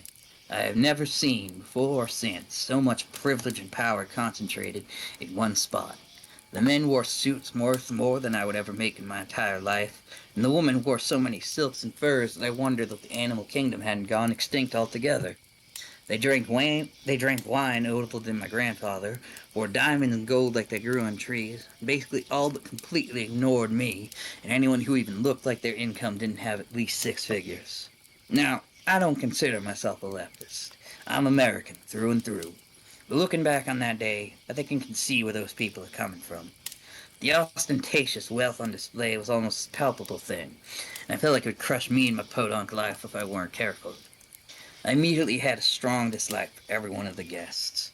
Not that I showed it, of course. It was drilled into me by my Uncle Ron and the Harvey's head housekeeper that I was to be seen, not heard, and only take photos at the discretion of Mr. Harvey himself. The photographers from the bigger publications had more free reign, so I guess I was just special, since my paper only had about 200 subscribers. Why George Harvey cared about such a small-town rag carrying his picture, I'll never know. He was a lot less Rockefeller and a lot more Hughes than I think he'd like to admit. Despite all this, the party was for the most part the dullest affair I'd ever seen. People talked and dined, but it was subdued, quiet, almost like anything above 60 decibels would cause the house to collapse. And I've since been to other social gatherings for the rich and the elite, and while I would never consider them exciting, there was at least a bit more life and energy to them than the one at Harvey Manor. I was beginning to feel a bit spooked by how quiet and demure the gathering was. The guests rarely talked above a quiet murmur, and there was very little movement from them. The waiters and maids would move quietly here and there throughout about the guests, providing food and drink, but the guests themselves stood almost stock still like statues. I was thinking about excusing myself and just telling my Uncle Ron he could keep his $5, when I heard a voice from behind me call out, "I say, Jamie!" I turned around and saw George Harvey walking towards me, a huge shit-eating grin on his face. He looked like he had more than a few glasses of wine, because he was kind of swaying a bit as he walked. "It is Jamie, isn't it?" he said. "I want you to take a picture of me and the missus." Only he slurred the last word a bit, coming out as missus. "Okay, Mr. Harvey," I said, a bit uneasy. "Say, would you mind if I asked you a question?" Sure, boy, ask away." "Your friend Jim, is he here? Is his lady friend with him?" George stopped abruptly, and I almost walked right into him. He whirled around and faced me with such intensity that I took a step back. "I'm only going to say this once, boy. Jim isn't here, and he never had a lady friend. In fact, so far as I could tell, Jim didn't like lady friends at all, so don't ever ask about it again, got it?" His voice was low, but I could hear real anger in it. I had no idea what I'd done to make him angry, but it scared me badly. All I could do was nod meekly and say, "Yes, sir, I'm sorry, sir." His intense gaze immediately disappeared, and he broke again into a huge grin, and he clapped me on the back. "It's okay, boy. Now let's take that photo." We finally arrived at where Mrs. Harvey was. She gave a nervous smile to her husband and me. He seemed not to notice how her eyes darted from me and her husband, but I did. She's terrified of something, I thought, and I received there my very first ever gut instinct as a reporter, the first of many in a long career ahead. Whatever she was afraid of, George either wasn't or was unaware of it. I don't know how I knew that. Then again, I think that kind of insight, that intuition, the thing that enables good journalists to follow leads and break stories, isn't really something that can be explained. As I went about taking Mr. and Mrs. Harvey's photos, I saw Lucy Harvey coming down the main staircase. Her eyes were red and puffy, like she'd been crying. She nervously approached her father, and it wasn't until she tugged at his coattails that he noticed her. "Why, Lucy, shouldn't you be in bed?" he asked, kneeling down to face her. "Papa, the mean voices from the basement are talking again," she whispered, and I saw George's expression harden a little. "Now listen, honey, we've been over this. There are no mean voices, and there's nothing in the basement but storage and cleaning supplies. But there are voices. I can hear them even up in my room, and they come from the lake, too. They're so mean and scary, Papa. They talk about how you want to hurt me and Johnny, and..." Then George Harvey did something that shocked me, and still shocks me to this day. He slapped Lucy across the face, hard. She nearly screamed in pain and surprise, and all the party guests turned to face George and his daughter. Helen's eyes were so wide that they looked like they were in danger of falling out of her head, and she seemed like she had been paralyzed by seeing her husband lay hands on their daughter. My God, I thought, this man is insane. Now you hear me, and hear me well, Lucy. I am sick of this voice nonsense. I'm going to prove to you once and for all that there is nothing in the basement. He grabbed her by the wrist and nearly lifted the poor girl off the ground, heading toward the door their surmise led to the basement. By this point, the guests had gathered all around us, their eyes glinting with what appeared to be morbid fascination. George threw open the basement door, and I swear to you, the dankest, most noisome air I've ever smelled came roaring at that door. No one seemed to notice, but I couldn't see how. It smelled like rotten death and disease. There was no light in the basement stairway, just pitch-black shadows. I idly wondered why George didn't have lights installed in his basement when he turned to face the crowd. I'm going to show, beyond all shadow of a doubt, to both you, George jabbed a finger at Lucy, and all assembled, that your childish notions are nothing more than an overactive imagination. He once again knelt down so that he was face to face with Lucy. Now, Luce, you're going to go down those stairs, and you're going to count each step. It's only 10 steps to the basement floor. You're going to flip on the lights, look around, then climb back up once you see there's nothing down there. You've done this countless times now, but I'm hoping this time it sticks. Lucy was crying and seemed near hysterical. Please, Papa, don't make me go down there. I don't want to go down there. I don't want to get hurt. Do it! George shouted in her face, and she cringed backwards. I felt real hatred boiling up inside me towards George Harvey. I couldn't understand how a father could treat his child in such a way. Still don't. Lucy looked with despair from her father, then to her mother, who seemed to have regained some composure, but still had a look of terror in her eyes that matched her daughter's. Unfortunately, Helen didn't seem to have the will to oppose her husband, which made my heart break a little. This family is poisoned, I thought, and that poison is George. Realizing she didn't have a choice, Lucy turned towards the pitch-black threshold of the basement. She hugged her arms tight against herself and slowly descended the steps. She was swallowed completely by shadows by the second step. We could all hear her shaky voice as she went. 1, 2, 3, 4. She hiccuped a little before continuing. 6, 7, 8, 9, 10. Her voice started getting fainter, as though it was coming from a long tunnel. 11, 12, 13, 14. George's eyes widened, and for a moment I didn't understand what the issue was. Then I remembered. There were only supposed to be 10 steps. Lucy kept counting steps, her voice seeming to come from further and further away, but somehow it never got quieter. We could all keep hearing her clearly. 20, 21. Everyone seemed to be paralyzed, completely absorbed by the little girl counting steps that shouldn't be there. That was when John Harvey, George's son, stepped forward. I hadn't noticed him at the party until now, but he seemed furious. For God's sake, Father, go get her, he shouted into George's face. George just looked confused and frightened. John uttered a sound of disgust and ran off to the back of the house. A minute later, he returned with a rifle in hand. Move aside, you coward, he spat at George, and brushed past him and down the basement stairs. By this time, Lucy had counted to nearly 70. We heard John's heavy footsteps hurrying down the stairs, and then those two grew distant. That was when I heard the most terrible scream I've ever heard in my entire life, and I hope to never hear anything as horrible ever again. It was Lucy, screaming in such terror I thought the shrieks would echo in my head for eternity. I heard John's voice shouting, what I couldn't make out, then the sound of gunshots. Just then I did something that to this day I still don't have an explanation for. I raised my camera, almost as in slow motion, until the bulb was pointing straight down the stairwell, and I pressed the shutter button. I didn't see the bulb flash so much as feel it. It was like I was enveloped in a fireball of heat and light. When the bulb flashed, it illuminated the stairwell in a stark contrast of white light, and it seemed like time slowed down, and I could see down there in exquisite detail. And I saw that instead of the basement floor, the last few steps disappeared into dark water. I realized I was looking at the lake. It was like it had completely flooded the basement. Figure rose up from the water. It was Jim's lady, just as beautiful and otherworldly as before, only this time she was smiling, and it wasn't a nice smile. It was filled with madness and murder. She beckoned me to her, gesturing for me to come down the stairs and join her. I tell you, I was utterly transfixed, like I'd been put under some kind of spell, and God help me, I almost went down there. If I had, you and I most certainly would not be speaking now. I probably would have fallen down that stairway into the arms of whatever was down there, but I felt their strong hands grab me and pull me back. I fell ass backwards and I saw that George had been the one to grab me and save my life.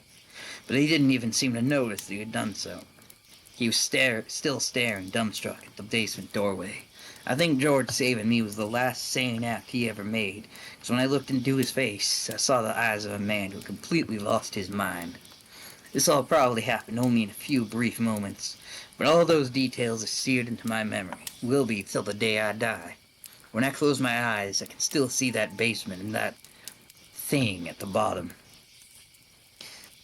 There's not much more on my part in this tale left to tell. I didn't even bother having the photos I taken developed. I just threw the camera down onto the ground as I left the manor, and God knows what happened to it. I told Uncle Ron I'd cover the cost of the camera. We didn't really have a lot of money at our paper to pay for things like that, but he said I didn't have to. He was selling the paper and going into retirement anyway. Excuse me. It meant that I was out of a job, but at that point I didn't care too much. I had saved enough scratch to go to U of M. Uncle Ron used some of the proceeds from the sale to cover some of my tuition. Plus, I wanted to leave the town behind, to get as far away from that lake and manor as possible. You probably know about my career after. I became the most prolific author and investigator of so-called supernatural phenomena in the country.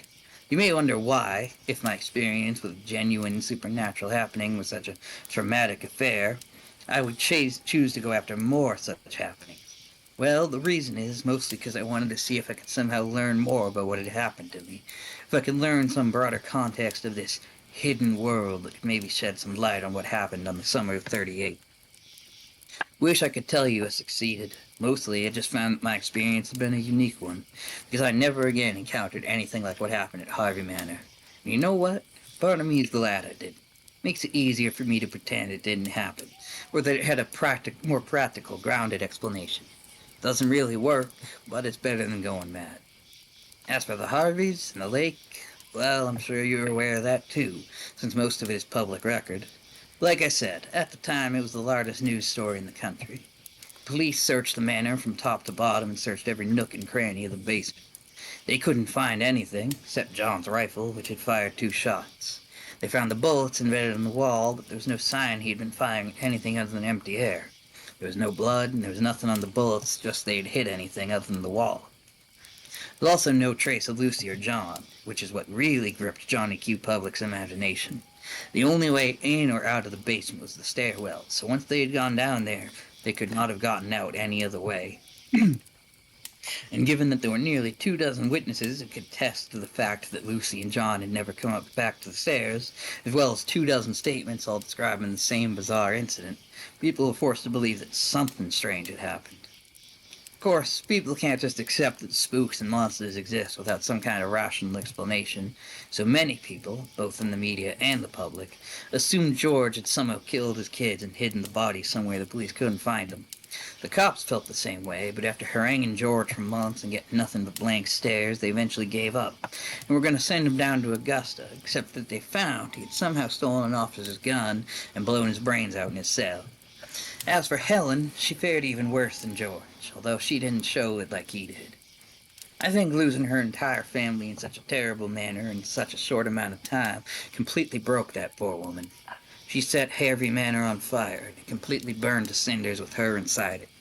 They had to identify her by her dental records. It was around that time the lake got named after them by the press, and the name stuck ever since. It was also around that time the state of Maine declared Harvey Lake to be off limits. Ostensibly, it was designated a nature preserve.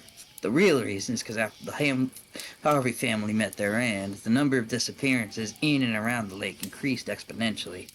Thrill seekers and paranormal nuts would keep going to the lake, and inevitably they would never be seen again.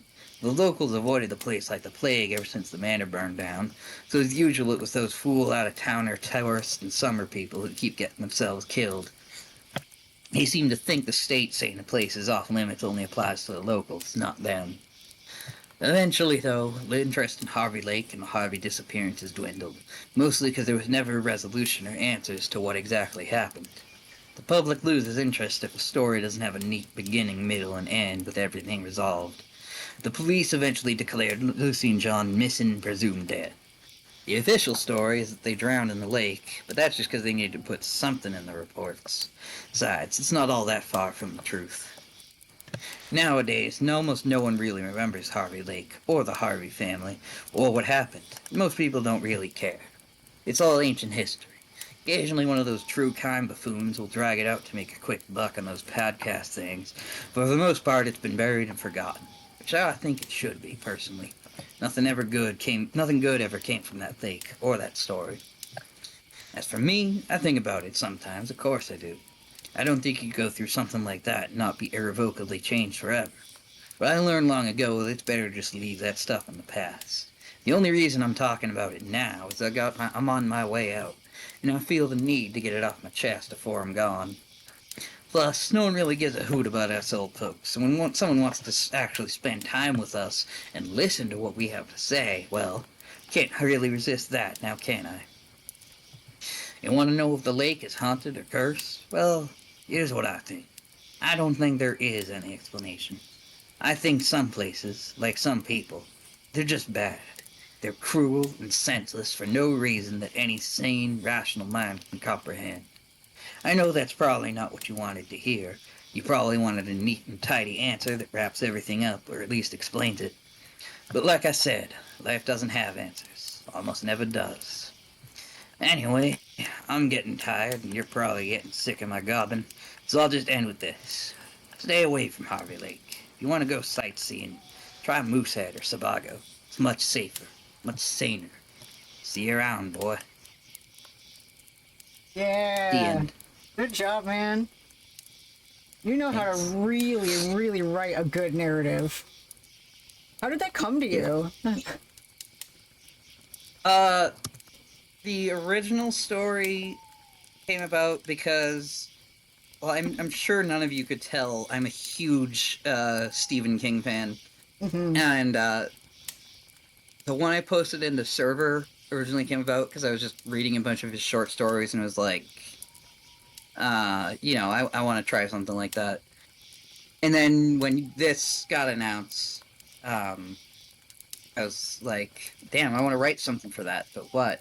And then I remembered that story, so I took it out, retooled it to be longer. And, Nice. yeah. Yeah, you rocked it, man. That was totally worth the wait. Thank you. That was awesome. Thank you. All right. I'm gonna kick you out. All right. Bye. All right, bye. All right. Is that everybody who wants to tell a story who gets to tell a story? Anybody else? The squid got a story? Does anybody lurking got a story? Anybody? Get some. How many was it? 5 good stories today. Could be more. Yeah. Well, since you all were very good and attentive, you get the. You got your 4-word story. Yeah, or we'll technically told 2. Yeah. Your 4-word story. You want me to pull you into voice chat so you can do your 4 words? Make you do the rigmarole of getting captions.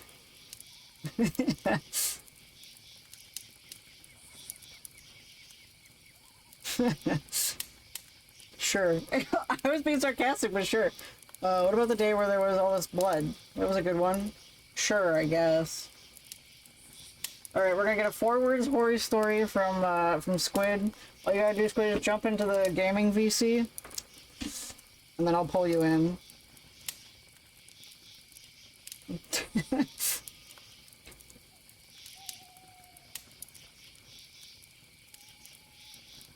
Alright, a 4-word horror story from Squid. We working? Yeah.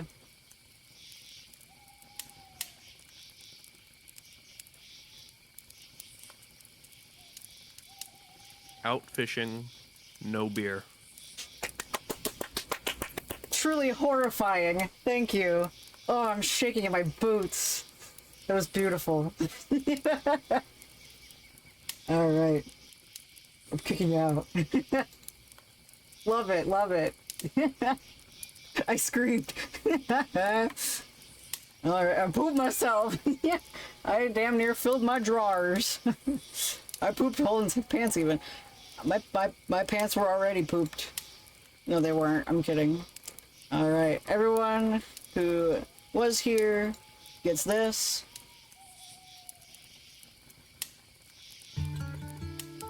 Congratulations! Storytelling is a human tradition that changes lives, brings folks together, keep the oral tradition alive.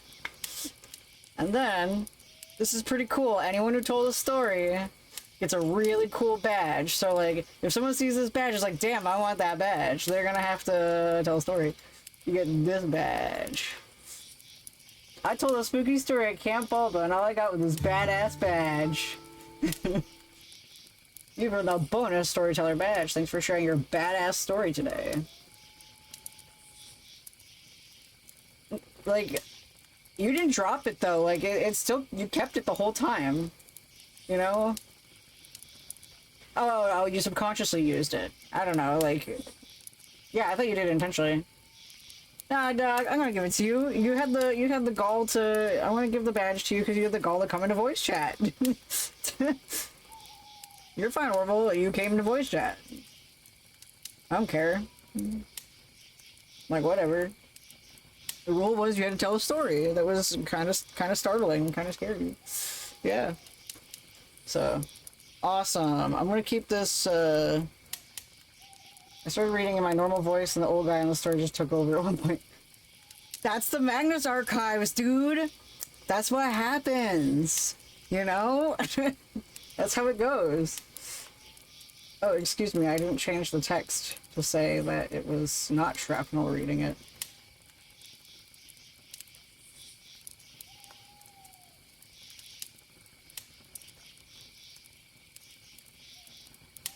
There. Alrighty. So just in case someone else comes in later, I have no idea for sure, it's not right enough for me to tell it yet. That's fine, you know, this is a lot of fun though, like maybe this would be something we could do another time. Does Ren also get one? I can't tell a story because I have to play furry team-based shooters, pretty scary. No, I don't think Ren gets it. She didn't join voice. And like, Edda didn't join voice, but they wrote that story. And they couldn't join voice anyway because they forgot that they had a party that they were holding. So, or were making food for that party the other day. So, like, they still count because they, wrote their story. I want to hear the idea. Depends, is it scary? What? Oh, want to hear the idea. Yeah. I'd love to hear let me, yeah. What's the idea? Forgot where I was for a minute. Damn, I'm sweating to death. This camper is so soothing. Like, I love it. Oh, you're gonna get back in voice chat. Alright. Are you gonna pull this just out of your ass?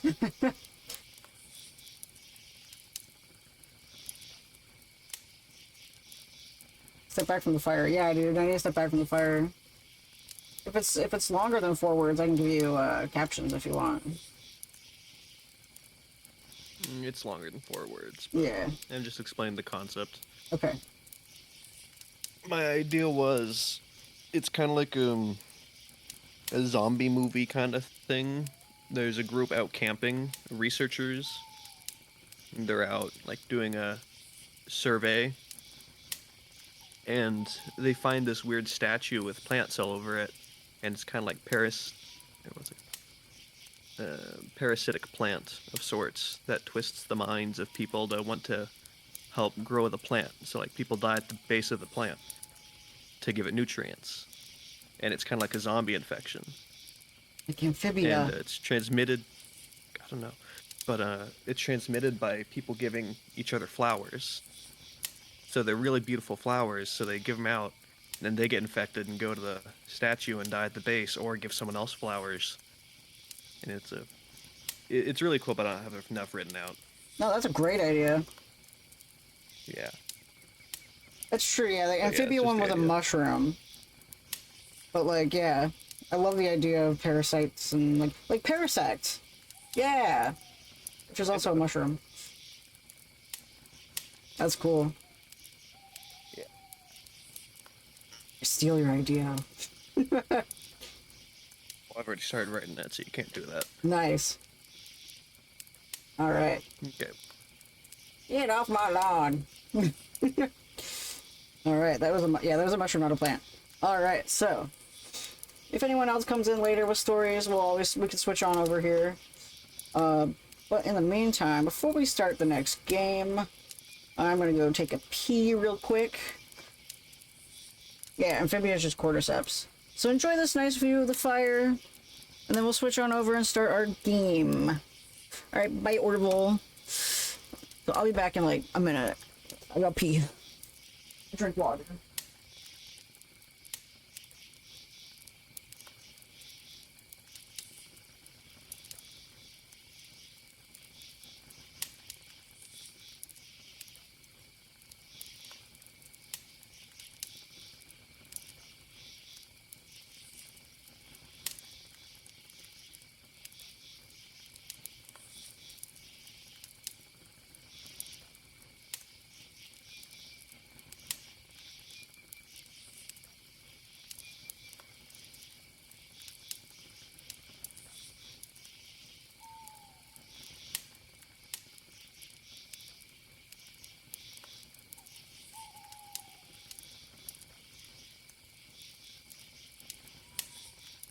What are you doing? You're not supposed to leave a campfire unattended, bozo. Oh, okay.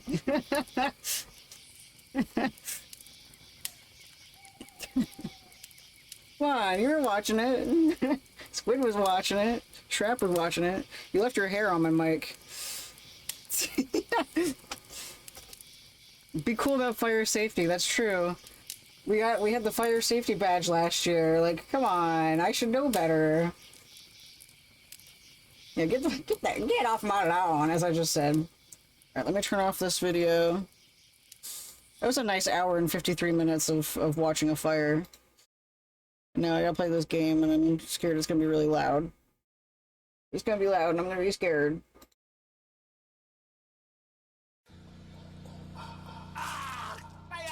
They thought camp would be fun. Is it? It wasn't long before they realized it would be deadly. Oh yeah. Slayaway camp.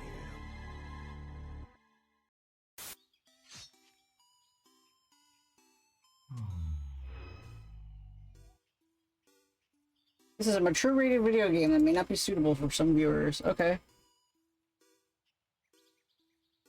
No, I fixed it. Alright. I had turned the volume down a lot because it was like crazy loud.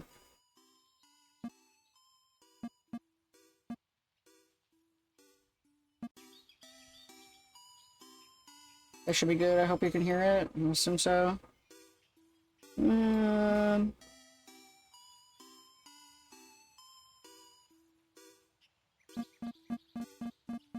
Whoa.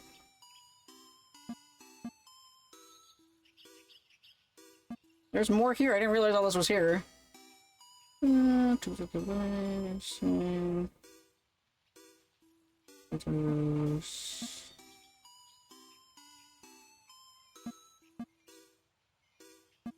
a lot of stuff. Breast physics! This game has breast physics! Whoa! Jowl physics, beer gut physics. Cool. Alright. How strong is your stomach, Horror Hound? Choose your Slayaway camp experience. Turn the breast physics up? Okay. Oh, I gotta get out of this tutorial. Do we want no blood or gore, family-friendly cutscenes, smooth Kenny H flute music, straight-up puzzle fun, or ultra-violent kill scenes, bonus kill horror insanity, new Trunchian synth metal blood-soaked puzzle mayhem?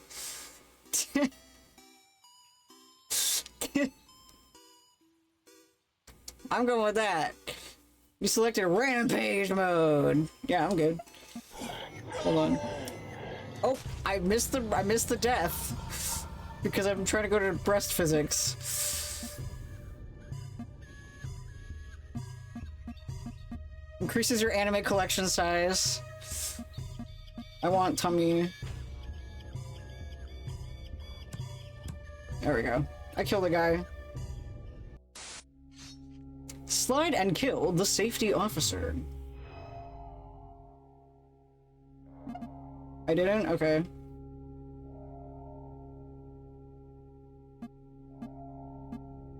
We want more gore? What? I'm gonna turn that down just a little bit over here, because that's kind of loud. What are you saying, oh my god, about?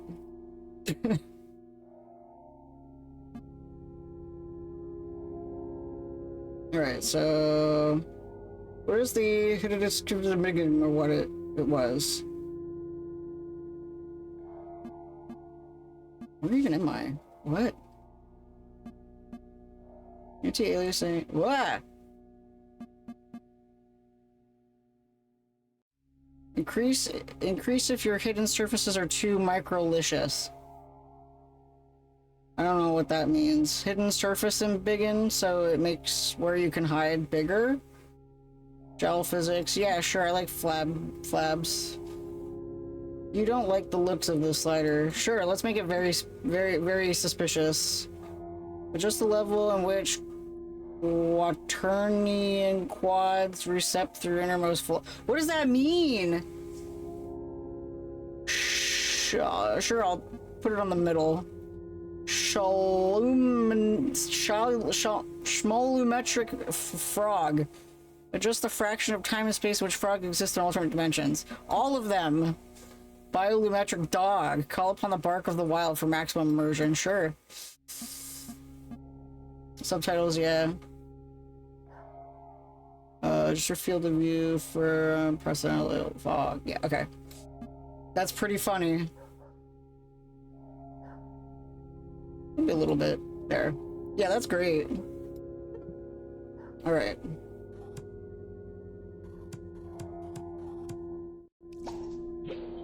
Kabow! Yeah, this game has blood in it. Letting you guys know. It's basically like a Pokemon ice puzzle. Alright, slaughter the victim. Slide into the campground.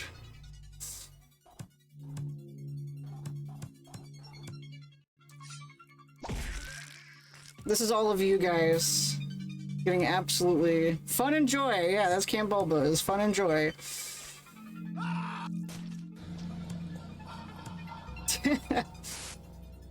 First X when the skull is in the kill zone.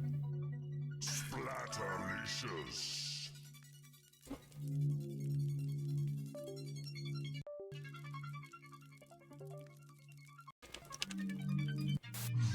Oops. I get my controller to connect.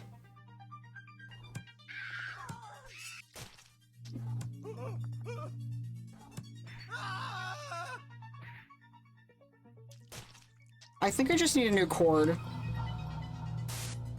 This isn't the actual cord it came with. Murderlicious. I've had this controller since 2014. 2015? Yeah, I've had this controller as long as we've been friends.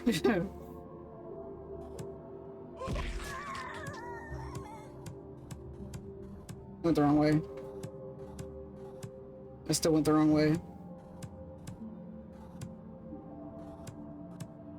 I see. No?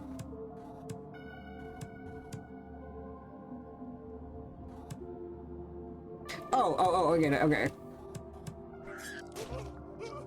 Do you think aliens are scary? Not really. Well, maybe... It's not... I'm not scared of aliens, I'm scared of unknown, because I don't know what to expect.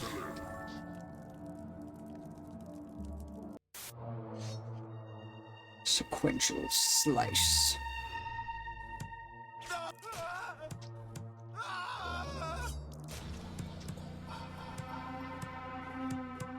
Oh, I see.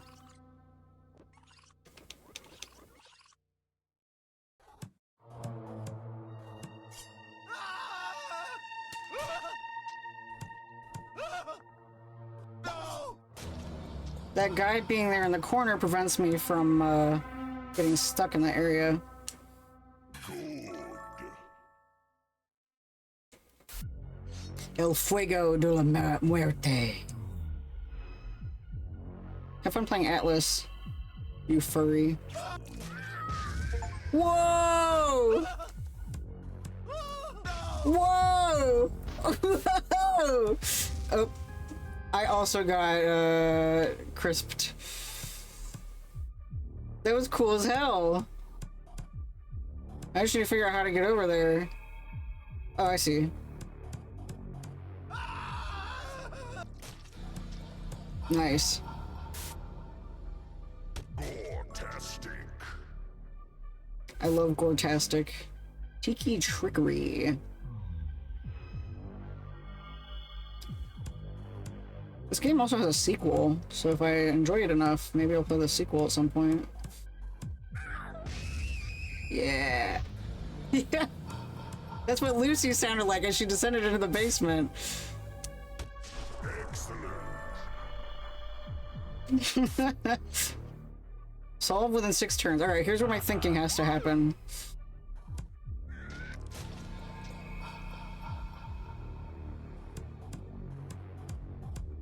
Oh.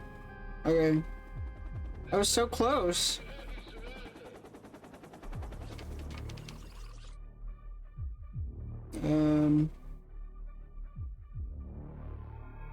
How would I get over there in less turns?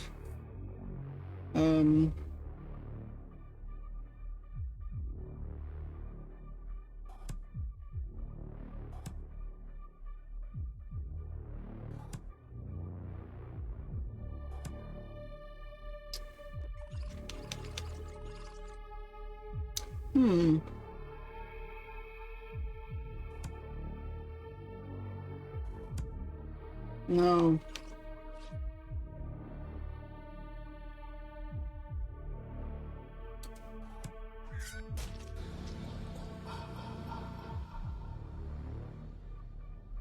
Ah, I see. Okay.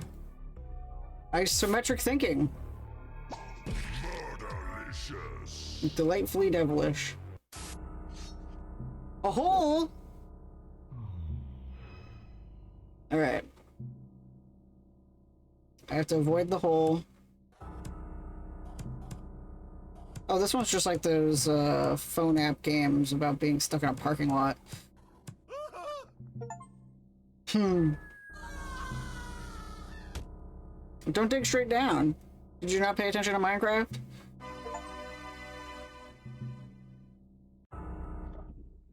Welcome to Skull Video. Go to the shop with the left shoulder button and I'll show you something. Video. Oh. Shop. Okay, here goes. I have to try and squirt some liquid meds into my foster dog's mouth. Who doesn't want to be held? Wish me luck. You got this. You got this. You can do it. I believe in you. What the hell was that? Now I'm hearing stuff. Alright, this is on the shop shelf. Here's 500 coins. Press X on the baseball bat gore pack to buy it. What are you doing? What are you doing?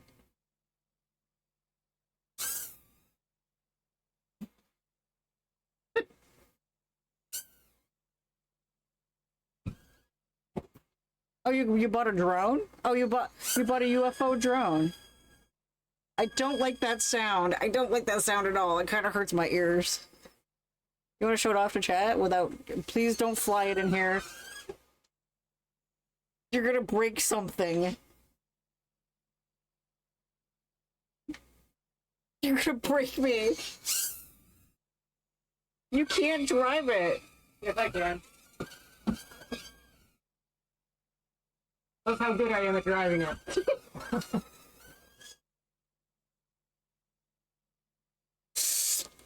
It's so scary.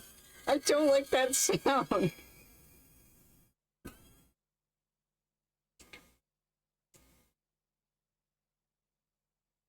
I'm fine with it. You're gonna kill Bo Burnham.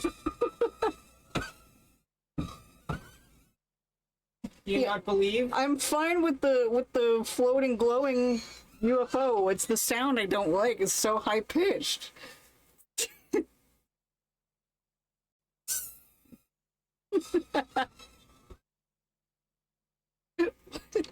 This is the best investment I've ever made. How much was it? $400. Really? No, Oh. it was on sale for $9. Yeah, if that was $400, I'd be kind of upset. I would be glad if we played with it outside. It says it's indoor safe. I know it's indoor safe, but it's so loud. It's so shrill. Ugh. Where are my earplugs? I don't even know where I keep my earplugs anymore. After my desk got discombobulated. Gotta find my earplugs before we go on to that concert anyway.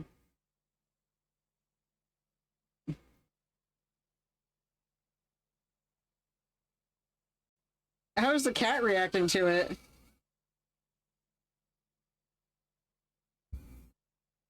He got it. He caught it. Nice. Well, that was fun. Baseball bat gore pack.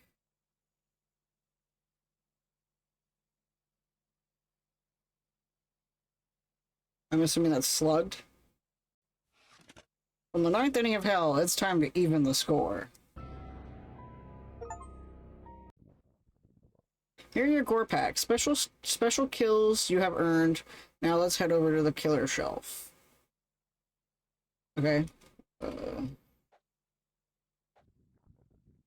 Unlock new killers by finishing movies, or use mystery box once you've saved up some skull coins. Now let's return to the movie shelf. Look, a new movie came in. Slayaway Camp 2. Return to Slayaway Camp. They thought it was safe to go back to camp, but it wasn't. They thought it was safe to go back to camp, but it wasn't. Slayaway Camp 2. Return to Slayaway Camp. Maskless skull face. Ew, gross. I don't look at him. He's really gross. A really dumb cop. That's what they are.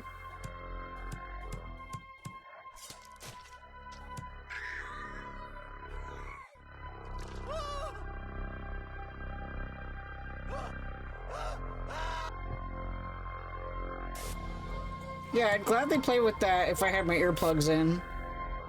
This is really loud. Yeah, this game's fun. It's really loud. I need to turn down the audio. It is so loud.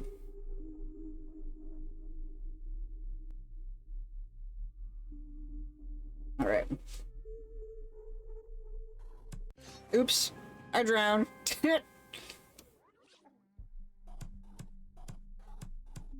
Yeah, you know me, I love spatial awareness puzzles. The deep. I love spatial awareness puzzles, so this is, oops. This is definitely my thing.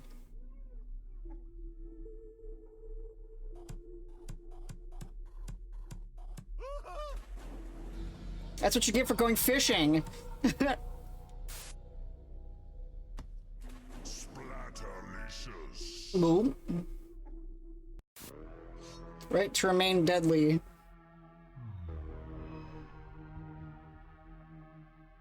Where am I? Oh, I'm over there.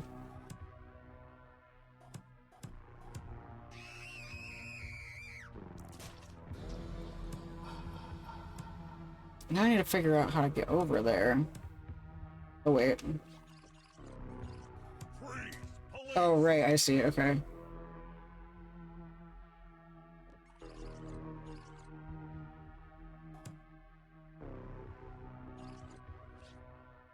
Hmm.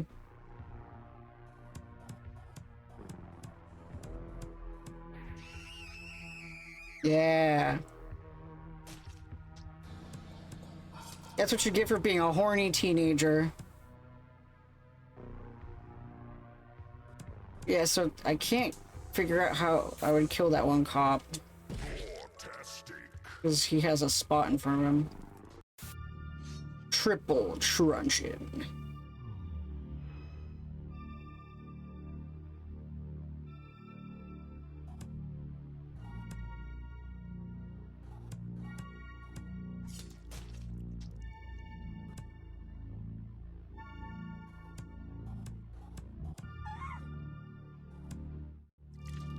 There has to be a way to, like, lure the cop away.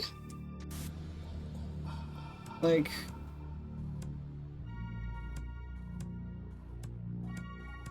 Freeze, scumbag! Yeah, you can't lure the cop.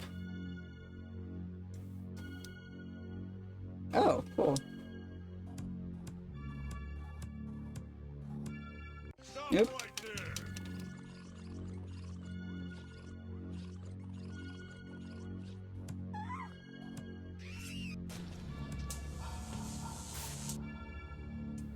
But yeah, this is, Spectacular! while very gory and bloody and whatever, it's adorable. Trypophobia. That's a fear of holes. Alright.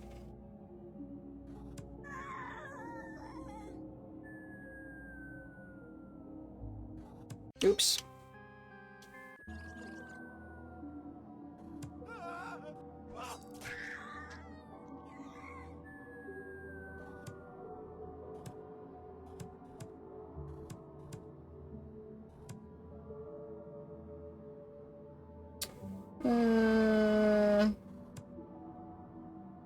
No.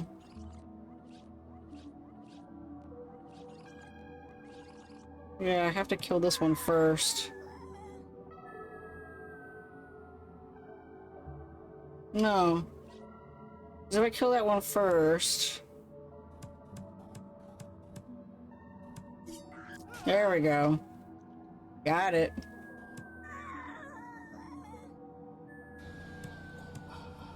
I figured it out. Fantastic! Crime scene scream.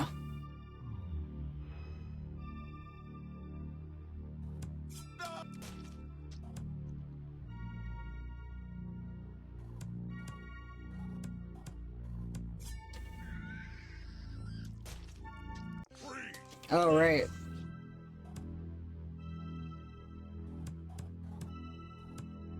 Yeah.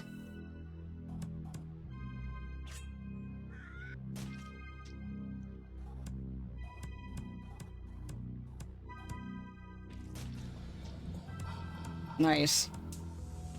Yeah, this is a lot like, in a way, doing the Shinobi key in Fire Red. Having crush. Miku! Miku is stoned. Hee. I killed Miku! I'll miss her.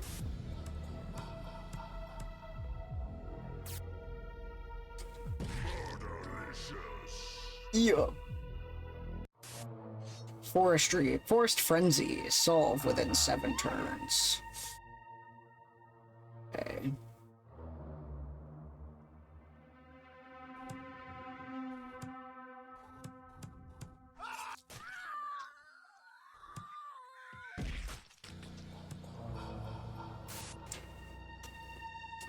Spectacular!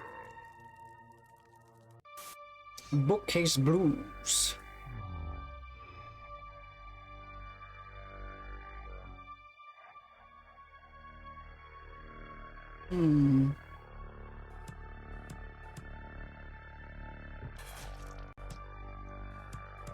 Oh, they're just a squirt.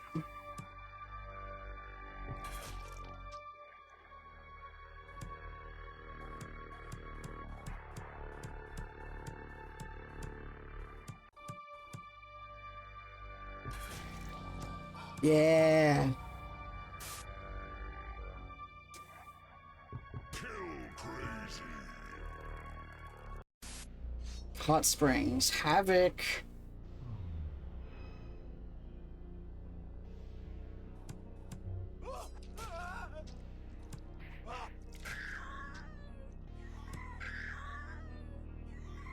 Oh wait, if I go that way... If I go that way, I'll get stuck.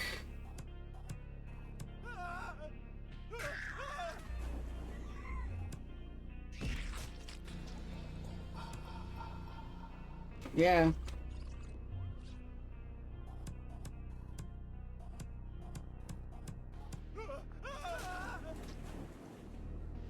Whoa! Flat Fuck Friday!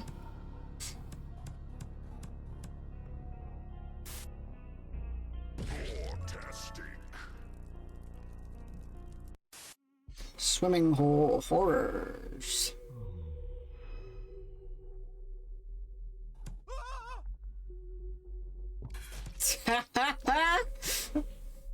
Imagine your cause of death is that a porta potty fell on you. Oh, I see. If I do it that way, the porta potty won't let me through. So I have to kill her first.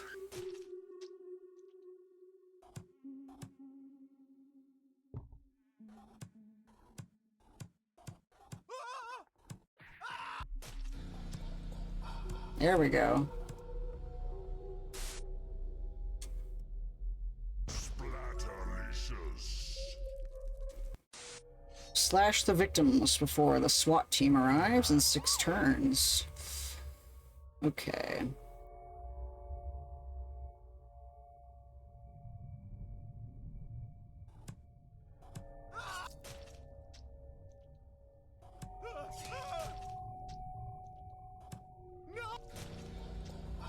Oh, shit.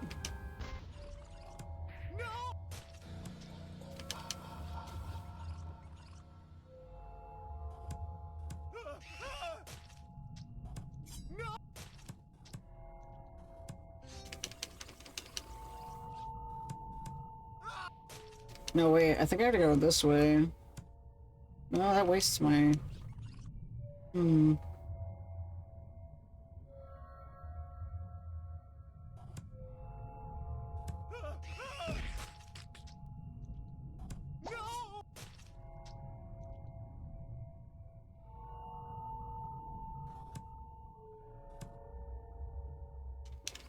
Ooh, this is a tricky one.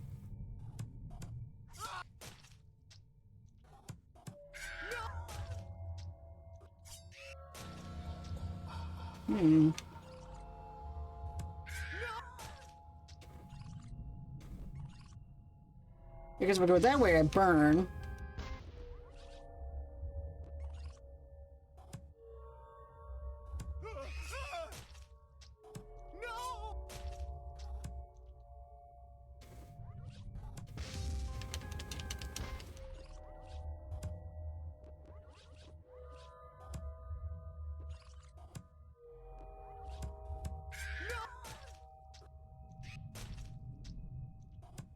There we go. I got it.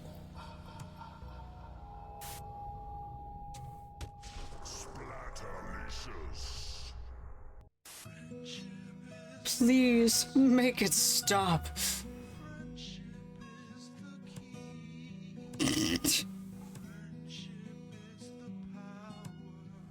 Friendship is the power.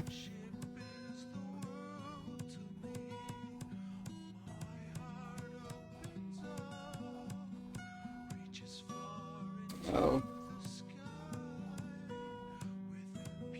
I gotta kill this Wonder Wall, fuck.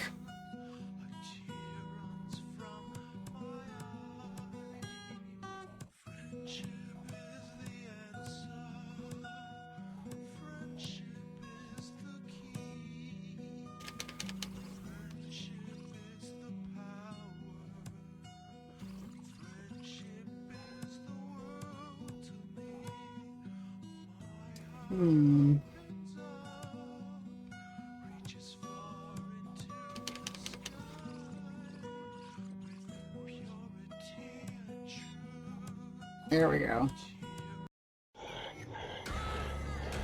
Yeah. Beat him to death with his own guitar.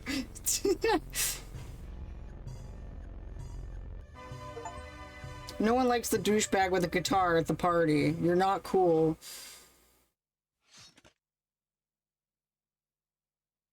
Slayaway, I mean, not right now. Thank you. How do I get rid of it? Slayaway Camp 2.5. It's stuck on my screen.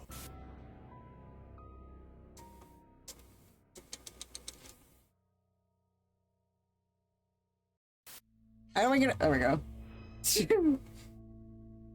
Does square not work? No, it does. I think it was just busted. Hi, Ricky. What's happening? I'm a little grandma.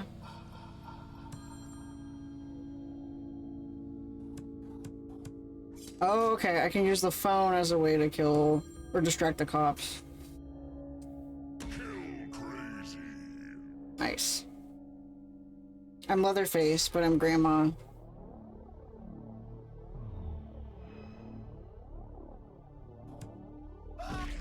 I don't know, I haven't seen Leatherface. Okay, so I have to leave this person alive so that I can use them as a bumper.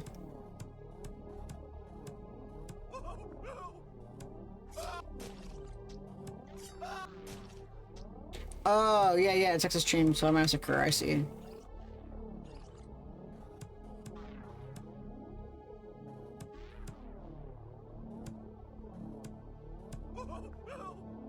There we go.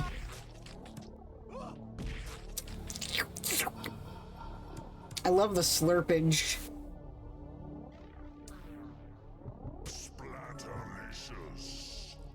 Nice. Ringing phones attract curiosity.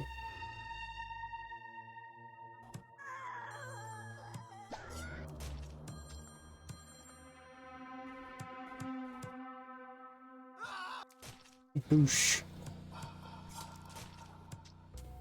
I wish I had a way to kill the other cops in the previous chapters. Bookcase blockade.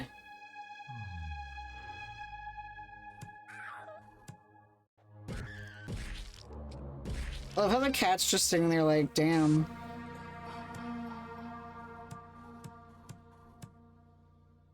Oh, I have to leave her alive so that I can use her as a buffer. Use the bookcase. Mel wants me to share that giving meds to Dippy Fresh was successful. Yay! I love that you took our suggestion to call him Dippy Fresh. It makes me really happy.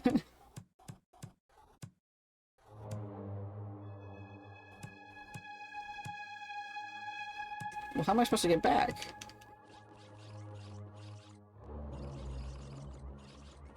What the hell?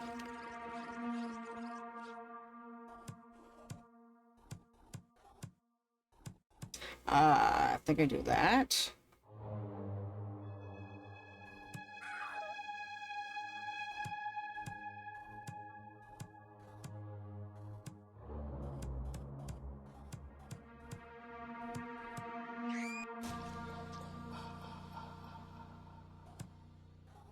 I think?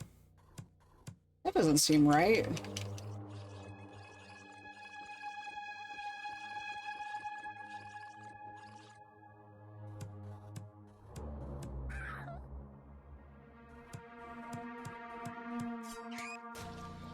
I gotta pee.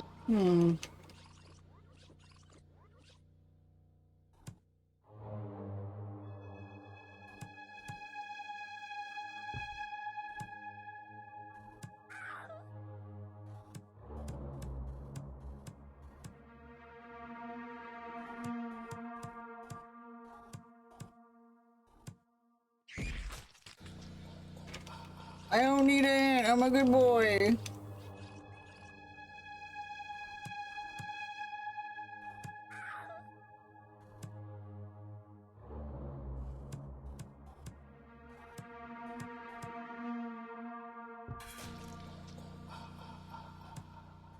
And now I can't figure. I can fast forward through the solution, but maybe you want a hint first? Did you add I added the frog, yeah. Bookcases are good for more than just squishing. Yeah, I know. I moved the bookcase.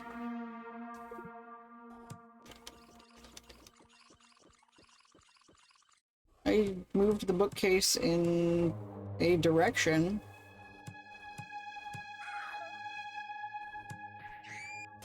Maybe if I push it that way, it will help. Oh, I see.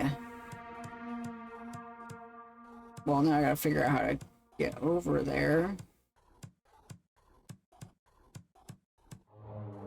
No?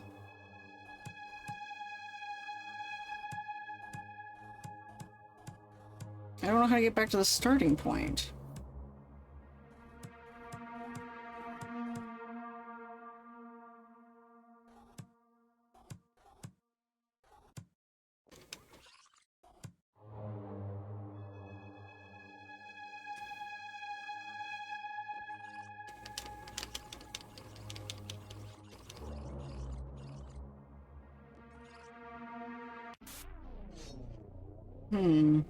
Oh, do you mean the frog? Did I add the frog that you sent me? Not yet.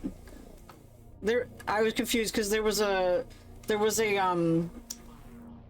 in the options to add a frog. That's why I got confused.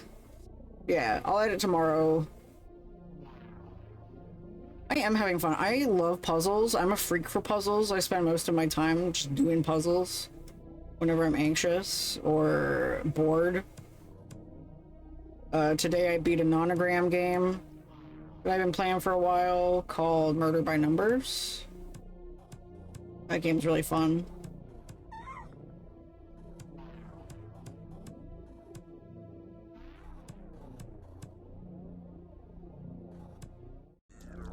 Can I do this without killing her there?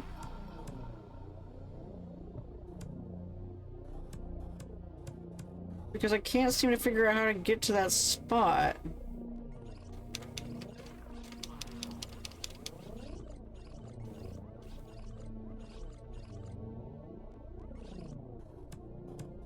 I'll push the bookcase down and then she'll probably be up against it. Yeah, okay, I figured it out.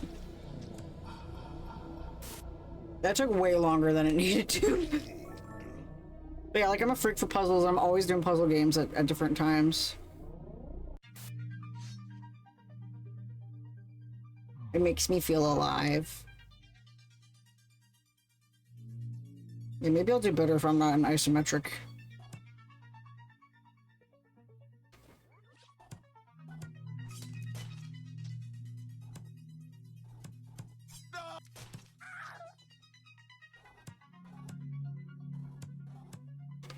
Okay, don't do that. There we go. Looks like Strange Horticulture is going to be free on Epic Games. Sweet. My problem is that, like, I never open Epic Games. So I probably missed out on a ton of free games. Because I just don't open it. I only ever had Epic Games for Fall Guys. But I'm in Fall Guys retirement.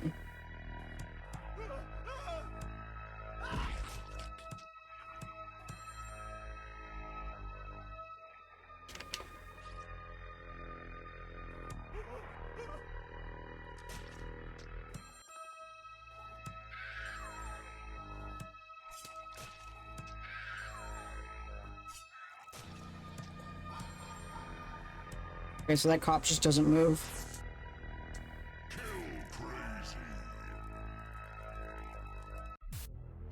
Plus, I don't mind like an indie dev having a game on sale. Any game I enjoy playing and make a Steam shortcut for. Oh, you can do that. See, like, also I don't mind, you know, like because a lot of the games I play are indie devs. I don't mind paying money because that's just less money to the dev if I get it on a sale. Oh, I didn't see that guy there.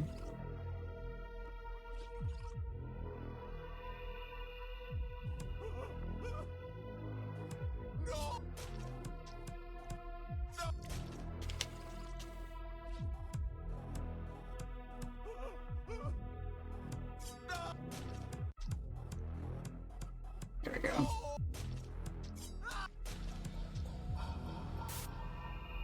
Beep.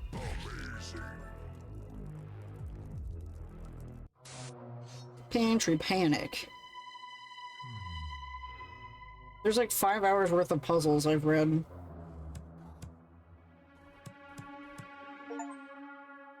Hee I killed a cop with a bridge. Yay. This game's for the comrades. Oh, but because I did that, I now can't get through. So I need to... Yeah. I need to get over there without blocking the way.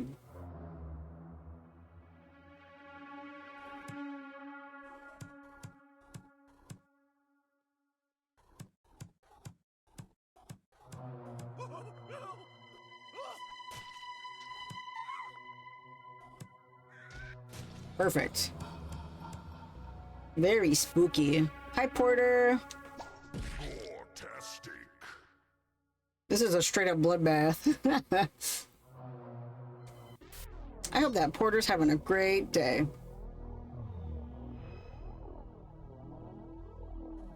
All you folks coming in missed some of the really cool, scary stories that our chat members were sharing. What was the bonfire game we were playing last night? That was Fireside Feelings. That game was phenomenal. I'm definitely gonna play more of that. I'd be scared if one of you guys got my response. I'm like, that would ruin the fun. Oh.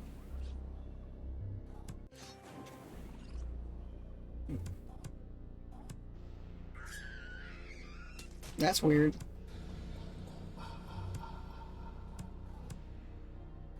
Okay, now I have to get over there.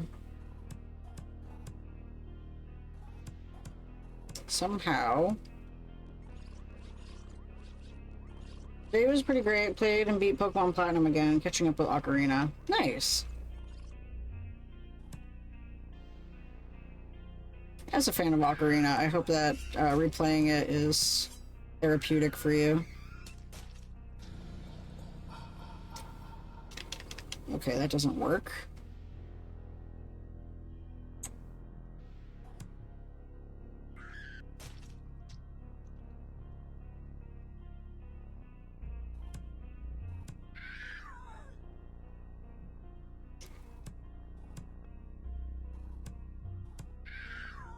Yeah, there we go. The last 2 days off, and they were pretty stellar. Got the big Goron sword, too. Nice. Love the big Goron.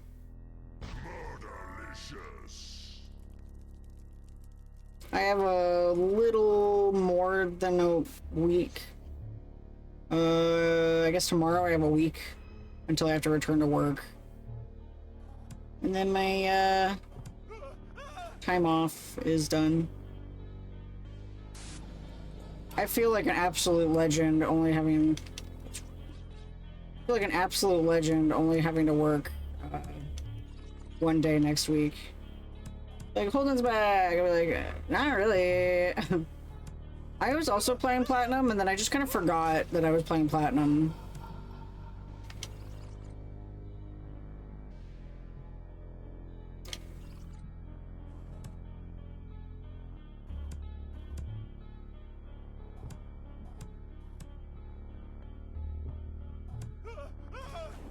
There we go, I got it.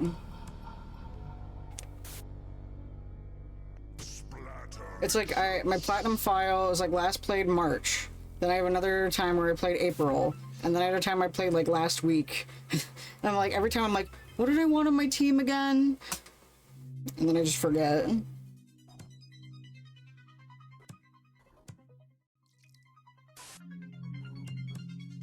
now I'm stuck here. So I gotta do outside first. Oh wait, no.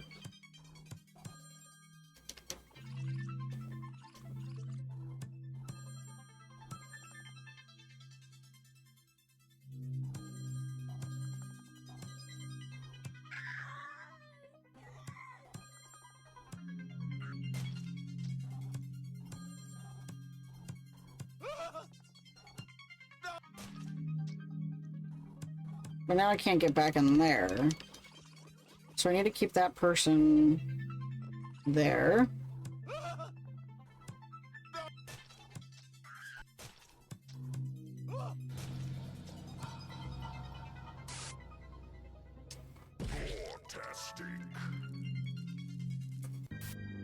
A flaming felon. A flaming felony!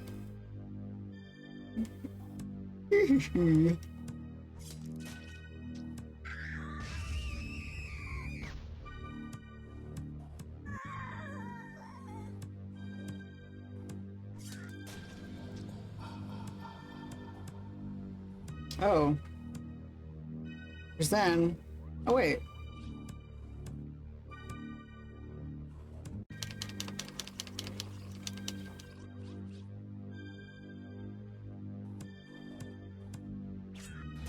There. Use that guy. Then I didn't move that cop.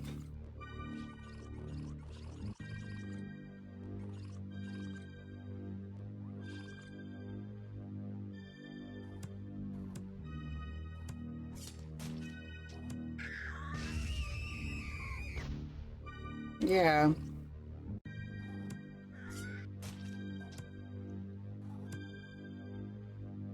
Hmm.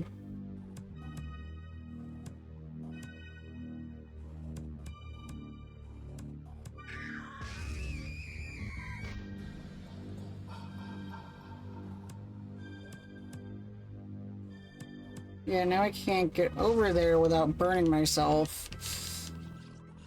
Hmm.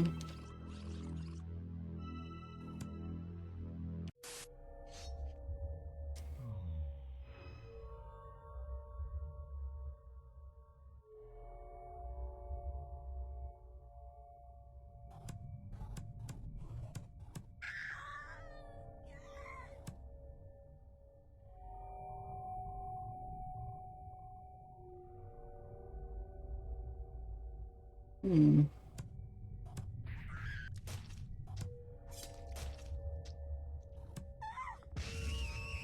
No, that didn't help either. This one does. There we go. I had to be the Oreo cream filling between... I had to be the bread between the two slices of ham. Living room lacerations. Okay, so just one person here. Oh, there's 2 people. Oh, there's 3 people. Okay.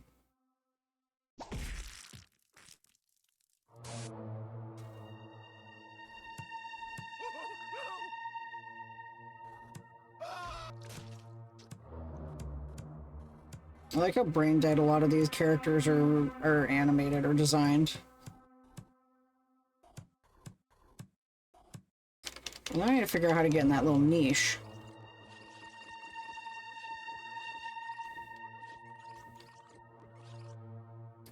So maybe I'll use that guy.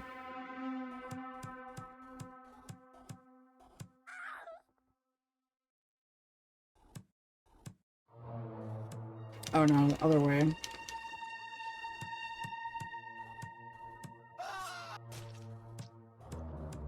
There we go.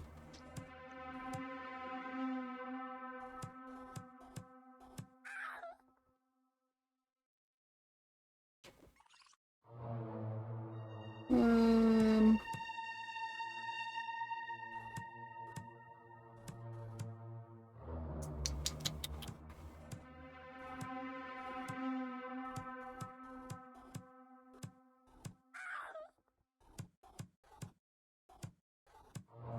I get it.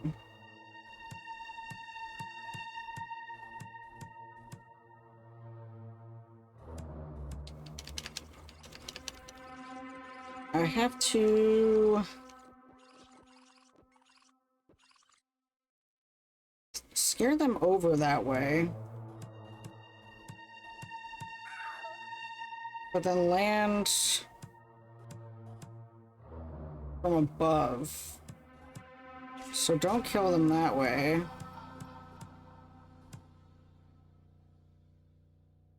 Well, there's kind of no way to do that.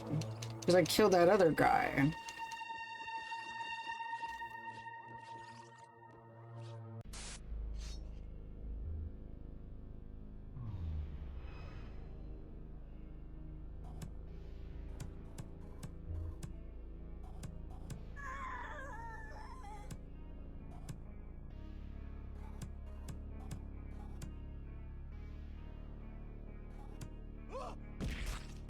Yeah, I can't do it that way.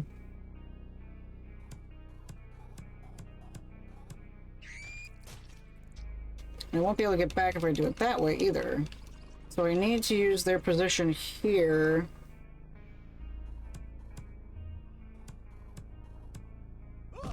This is tricky.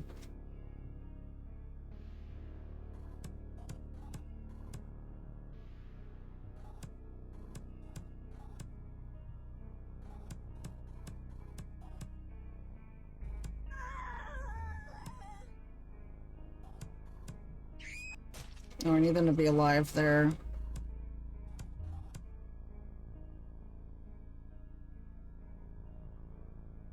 But then how do I get over there?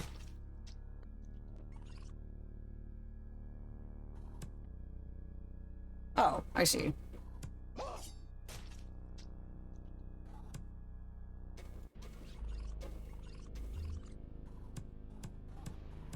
I get it, I get it.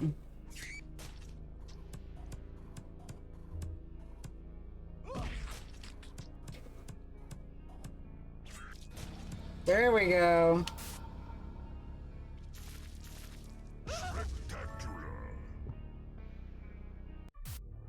Kill the camp counselor, Dale, last. Which one's Dale?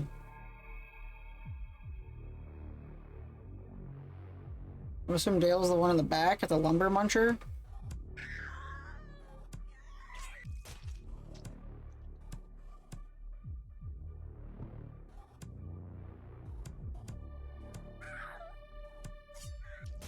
I don't know, what about him makes him a camp counselor?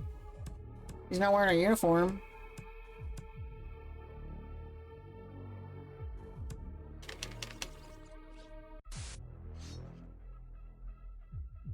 He's the counselor of the camp.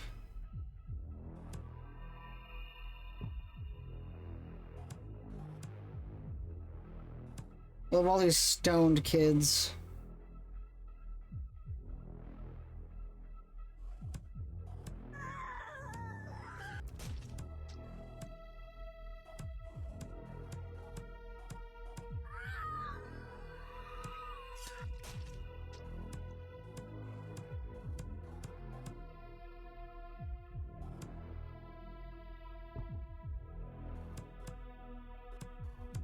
Huh.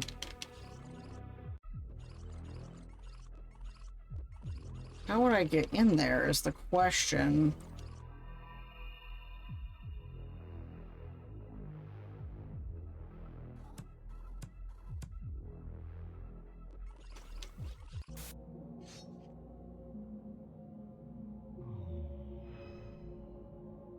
Hi, Shell. How are you? All these crazy kids. Yeah, Shell, you need to shield your innocent eyes. Shell also wasn't here when we were telling scary stories.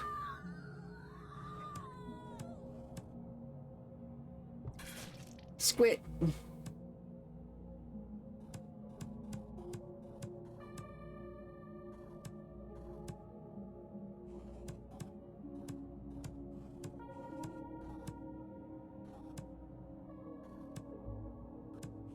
Girl, what?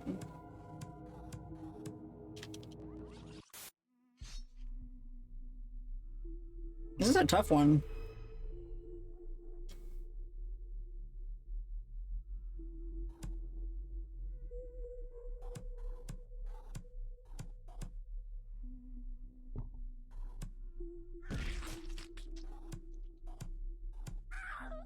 Yeah, she goes that way.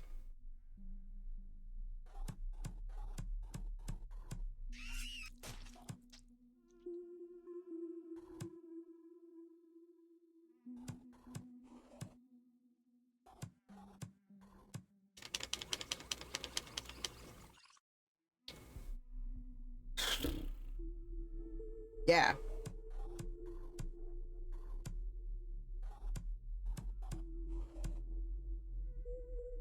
Well, now how do I get over there is the question.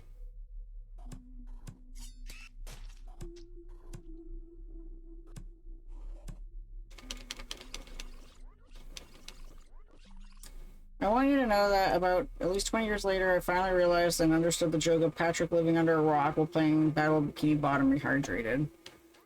Isn't it that, it's just how starfish like to be?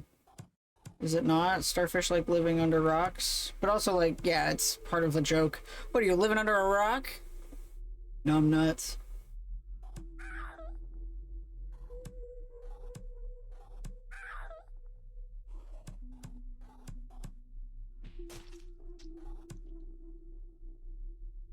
Yeah, it's a double entendre.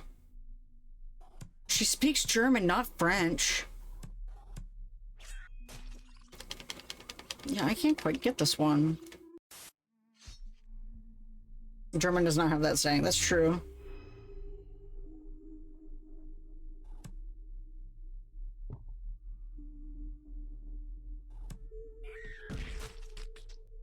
No, I wanted her alive. There we go.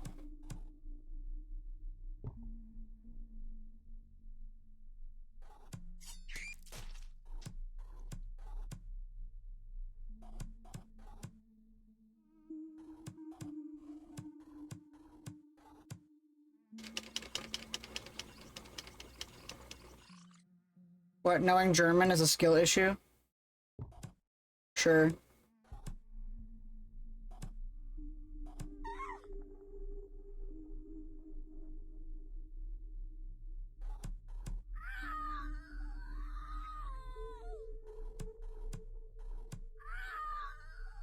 I think I got it.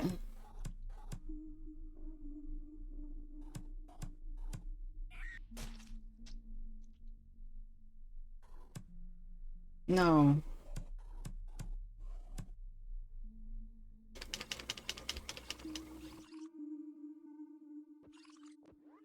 How do I get over there then?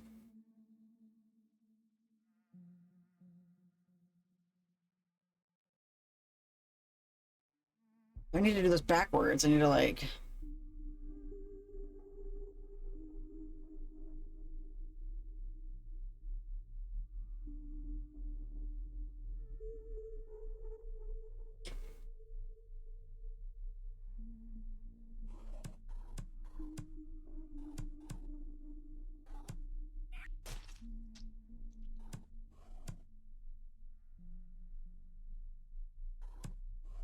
Oh, I need to kill the other person last. The other person not there. I think? Yes. Got it. Or not? What?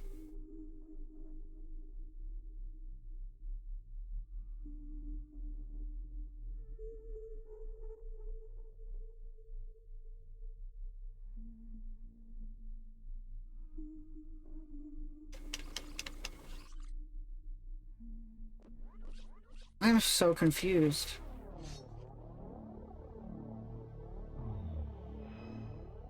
You gotta push that porta potty forward to stop the black-haired one.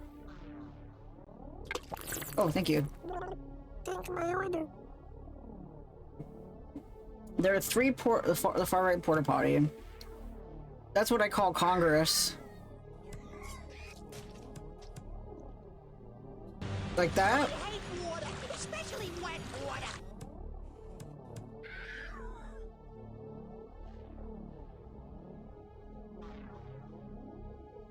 There's gotta be a way to do that without killing the blonde.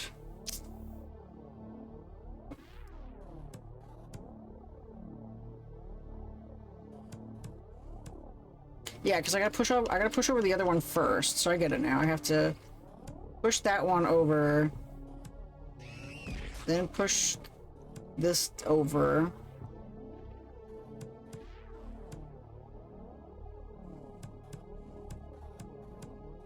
Then scare the black-haired one over.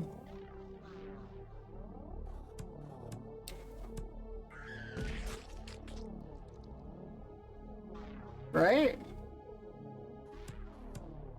But then once I'm here, you also gotta get the blonde up to the right so you can bounce off them. Yeah.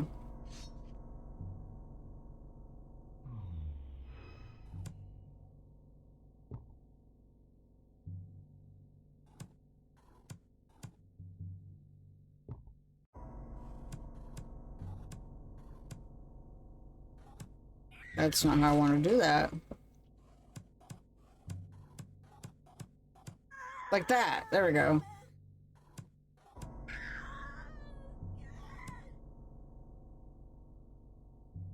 Um...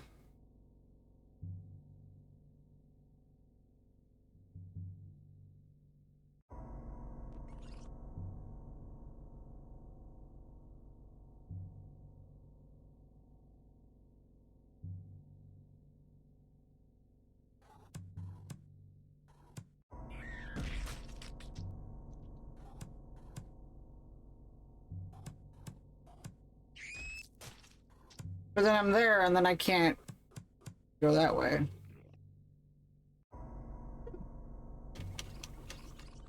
I feel like I'm so close. I don't think you can scare them all the way up. That's the thing. Oh, I can. Okay.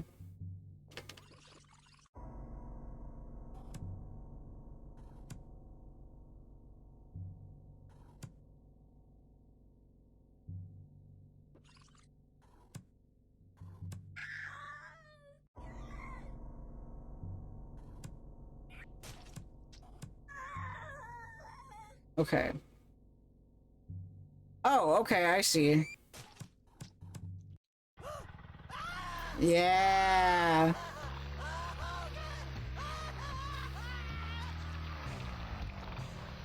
Chippendale, yeah. Nice. All right. Hold on, I want to see. I gotta go to the shop. Well, yeah, that's fine. This time the terror is The abusement park. right at your face because it's in 3D. Yeah. Slayaway Camp 3D. The abusement park. That's great. I'm an evil clown. You'll laugh hysterically all the way to your grave.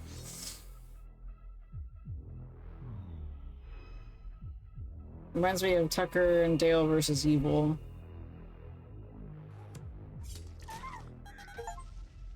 Nice. Kill a victim with a landmine. So that's what those are. So now I gotta scare this stoner. Yeah. Scare the stoner into hitting the landmine. Have you seen? No, I haven't watched a lot of slasher flicks.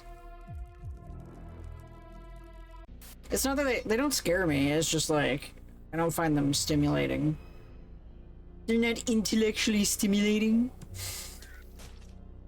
Okay, I don't want to do that. Don't want to do that.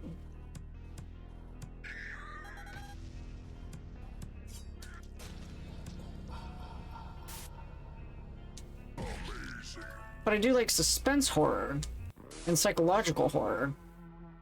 Oh, sweet China Man.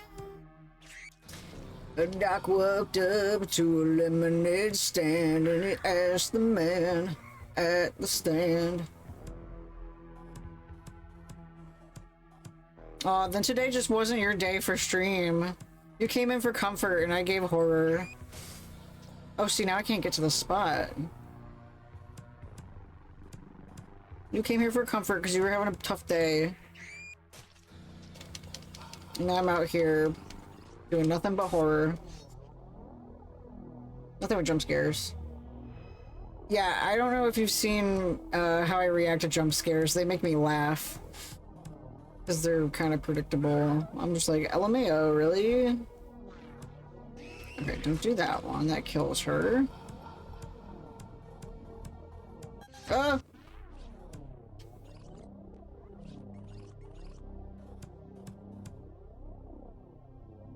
FNAF nights at Freddy's.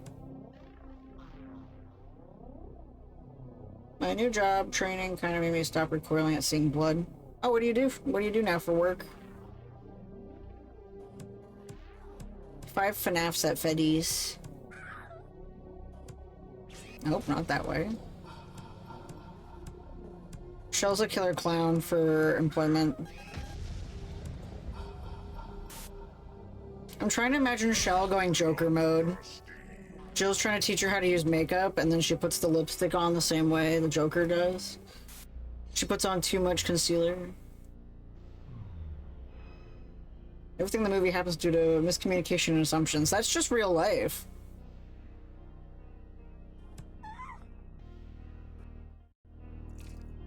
Haha.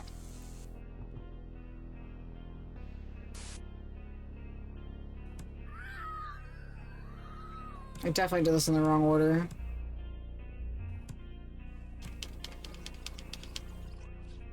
This game isn't bad, mostly because the graphics make it not realistic. Yeah, very that. This game's funny.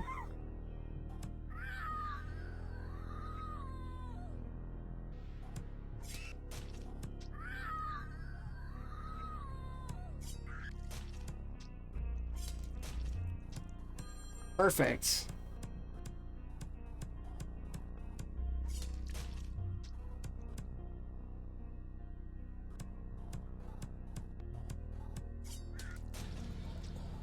Well, now I need to figure out how to get over to the spot.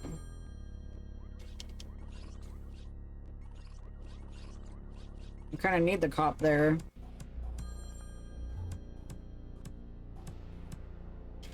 I gotta kill the strawberry happy fun time person first. Otherly care, seeing a lot of bad wounds. I work with blood. Oh. See, now I can't get over there because then that cop is there. So I have to kill the cop here.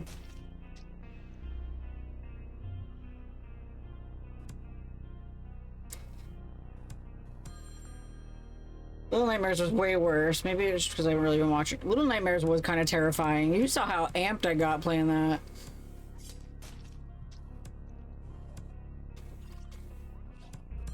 There we go, got it. Maybe you're finally desensitized to box-on-box violence. Mmm, deep fried sugar melting my face. Yummy. Mind his own business.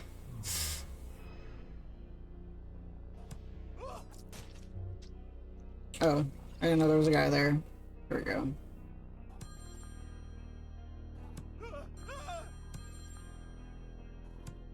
That guy looks like a minion.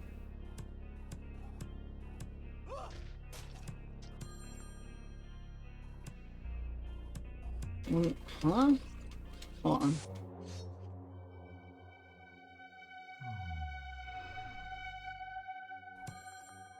No, I don't want that to happen. There, I want that to happen. But I need that cop there.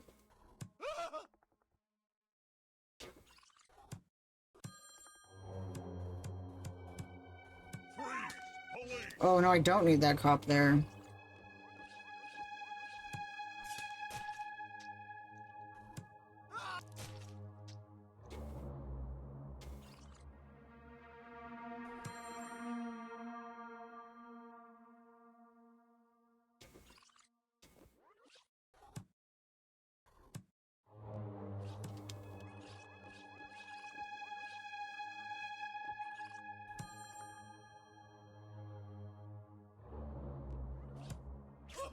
No, I don't want to kill that guy. And I don't want to ring the phone either.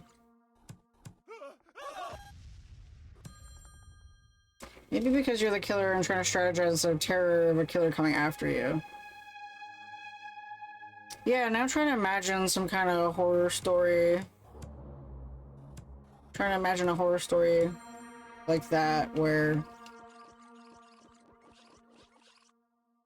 you're the killer about to get killed. Got it. I'm gonna Jeff the kill you. Right, but instead I gotta do this first. Scare the guy.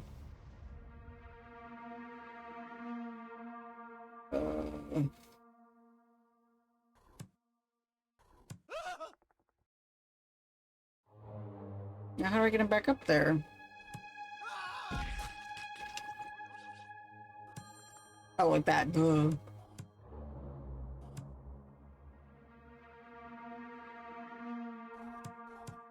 Yeah, I'm trying to get to...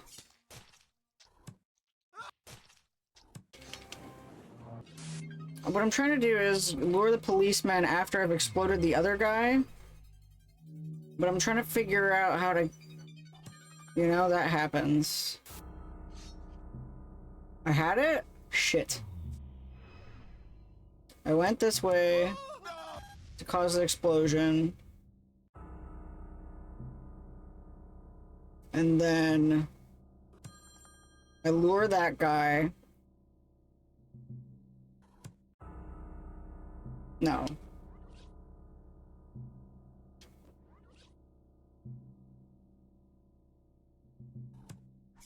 That kills the cop. And drowns me. I think you bounce off that guy to get to the phone. Yeah. Yeah. That distracts the cop. Wait. But then how do I kill the other guy? Oh. There we go.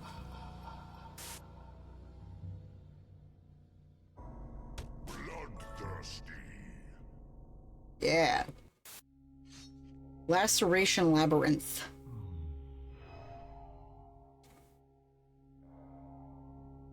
Okay, we got 2 dudes to kill.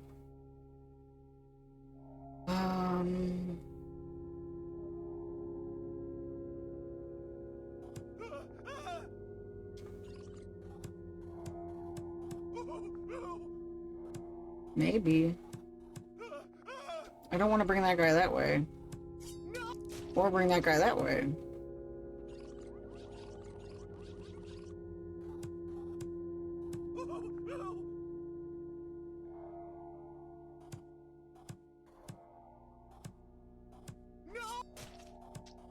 Maybe?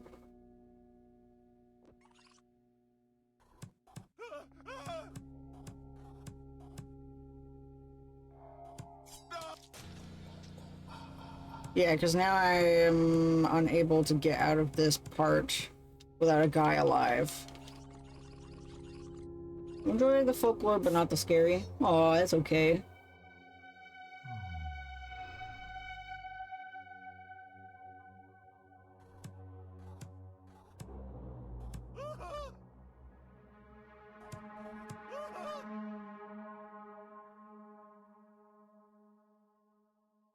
Okay, so that guy's set up for me to get to the thingy.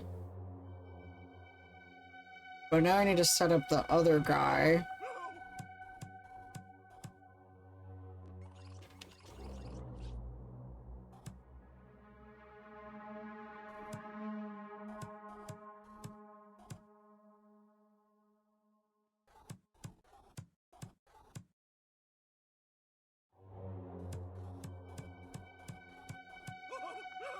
I don't want that guy to go that way.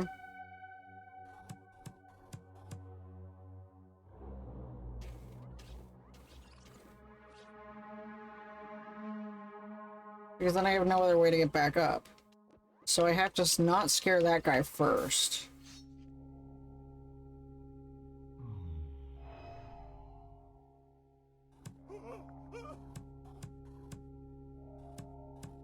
Yeah, that kills him immediately.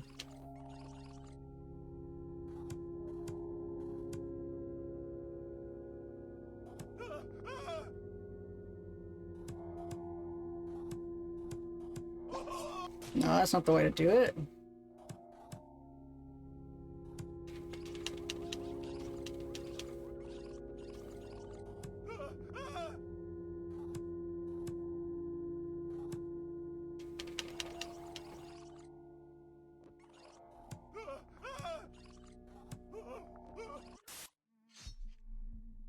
Okay, I think I got it right getting him over that way.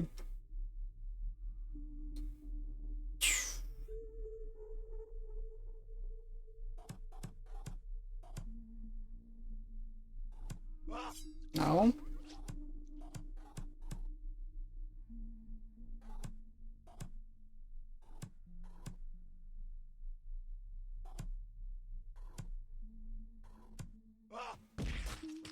Yeah, no, not that way.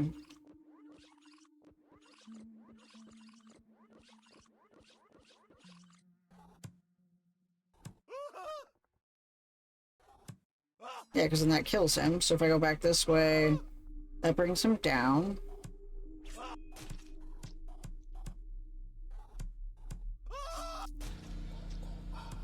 But then that kills the guy there, and I can't have that guy dead there. Oh, this way. No? There we go. Got it. A fun game called Knackin'. What's that about? Nakin'? Knackin'? Mind their manners, phone manners. We have 2 cops and 2 people and 1 mine.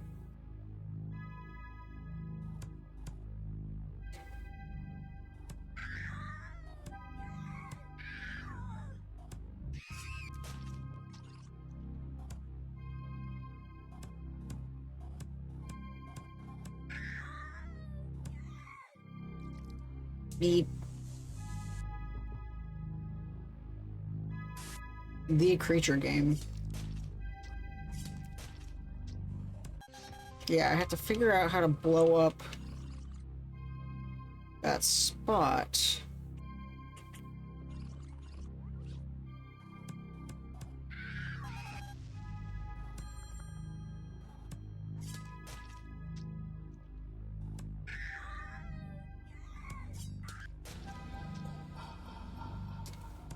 Oh, but now I can't get over here.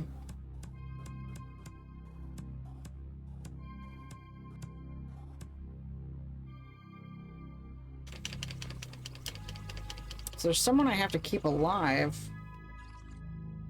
No. This was correct.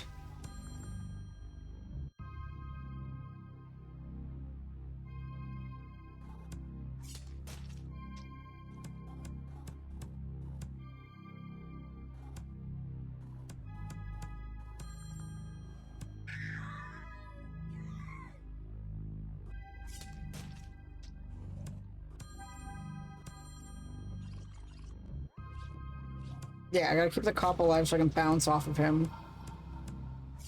I think? No.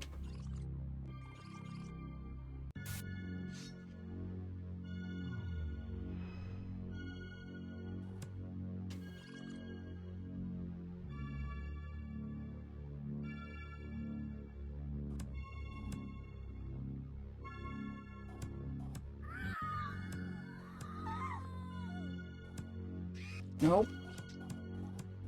So this part is right.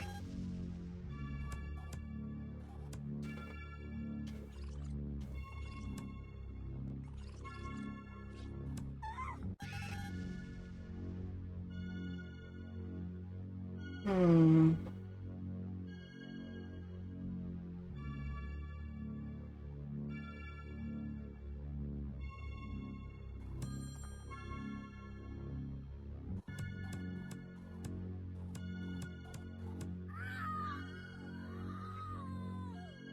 No, wait.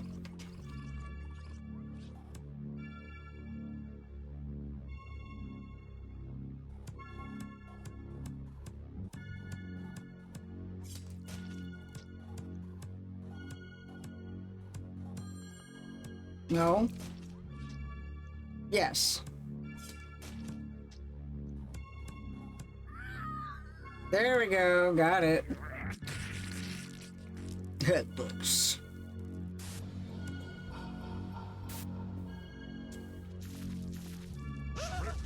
Nice.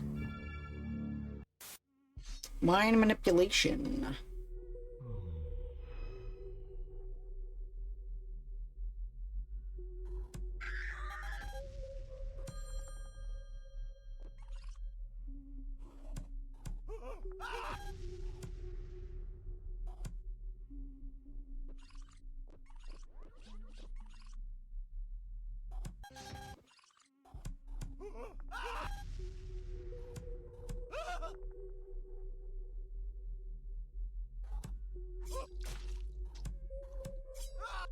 I feel like I needed that person there to get to that phone.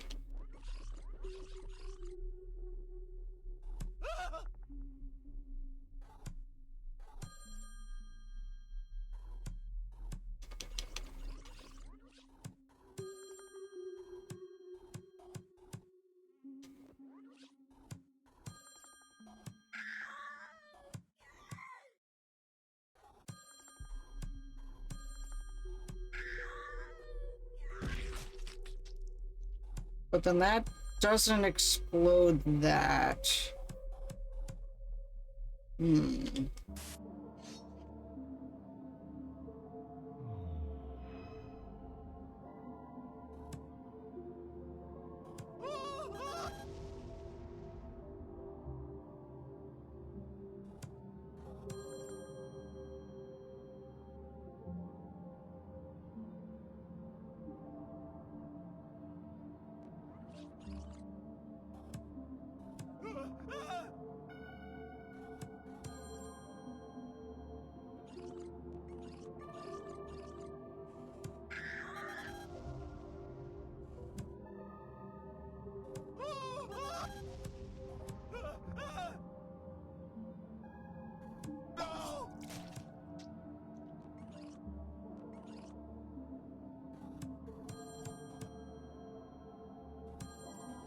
There we go, got it.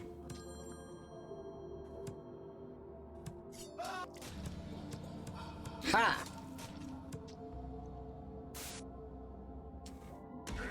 The maniac is in the mailbox! Don't let the cats get hurt. I can do that. There are 2 cats. Oh shit. No, no, no, no, no. I didn't know that would happen.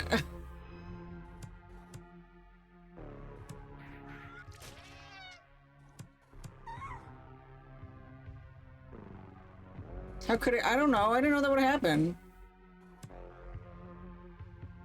Oh no, I need that other lady alive.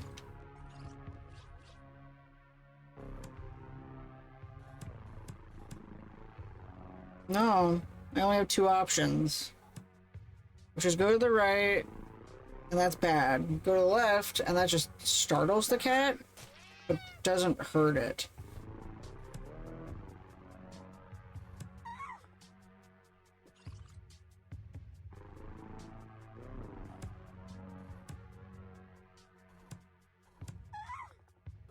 There we go. Got it. How could you, unsubbing? I did it. I didn't kill cat. You didn't see anything. Nothing happened. Alright. Stop putting kids in these levels. I don't like it. Very bad enough I gotta face all these shit-ass cops. Okay.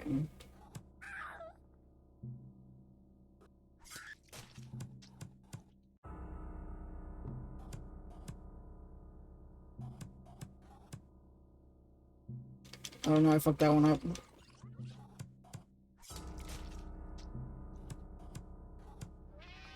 Yeah, you go hide in there. Yeah, I want that there. I think.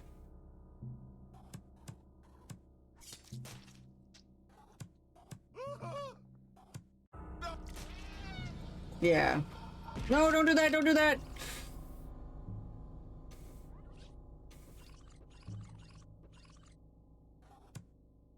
How do I get rid of that cop? Oh, I see.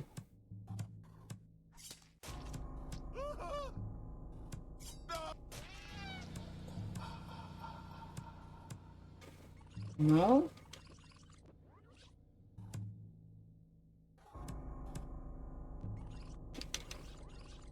I'm stuck in this corner.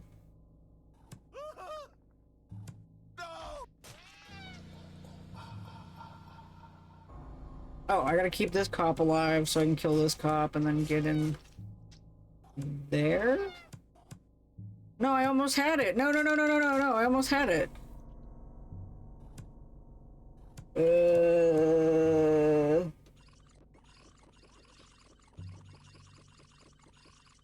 Oh, I get it. Okay. Hold on. I have to do the stuff on the right before I do the stuff on the left.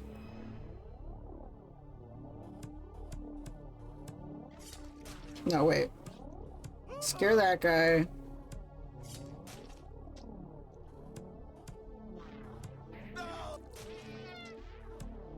No, don't do that. That's mean. Scare this guy.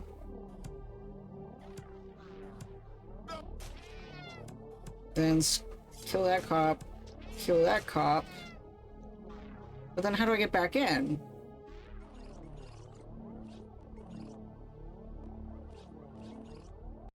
Because I need that guy there.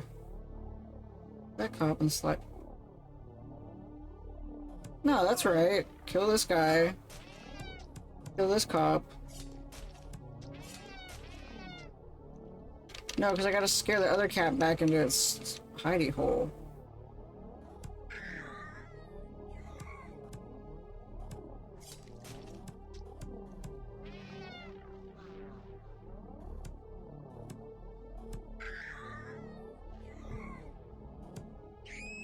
No, don't kill that guy. Save that guy for last. Yeah, I got it, I got it. Oh wait, no. This guy. Kill this guy, kill this guy.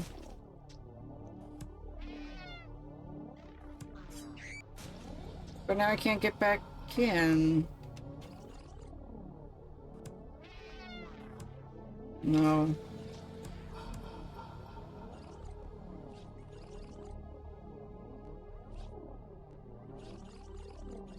I have to scare this guy again.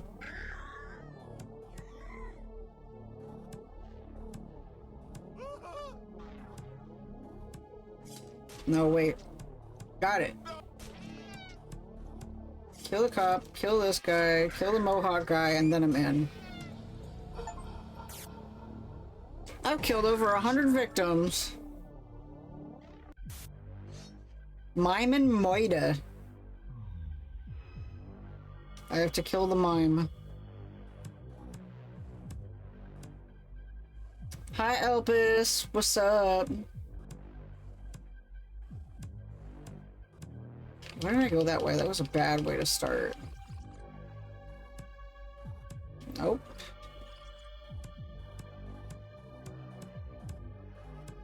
Nope.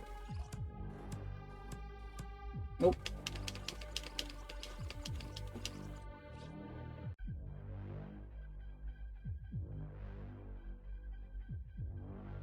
I like that the mime is thinking about beer. Yeah, I saw your plans on web fishing.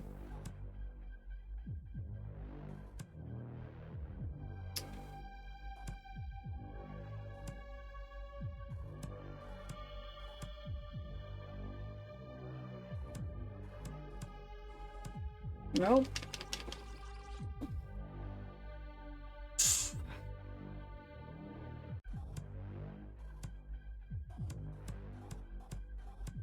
Got it. Yeah. Now I need to figure out how to get back.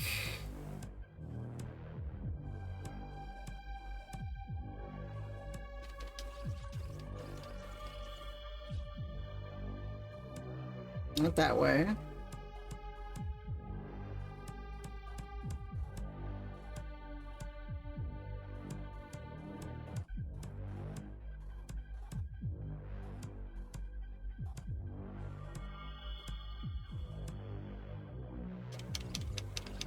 Yeah, what a shitty mime. They screamed. Like, what was the first thing they learned at mime school?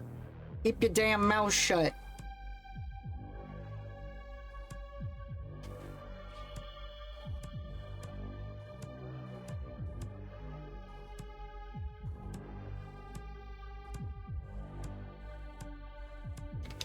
Damn, I'm stuck.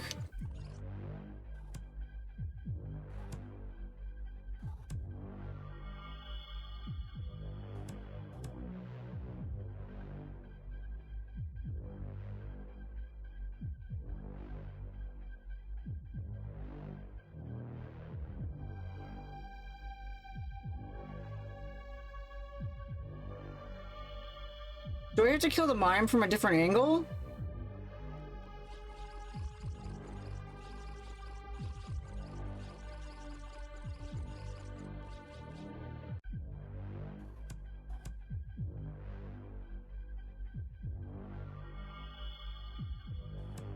No,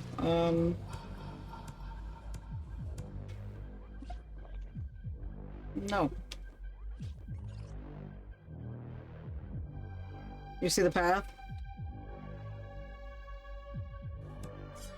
Like from here?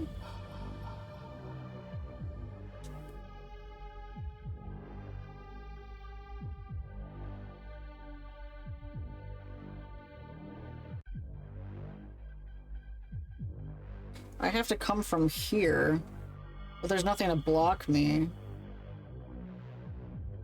So I need to kill, if I kill it from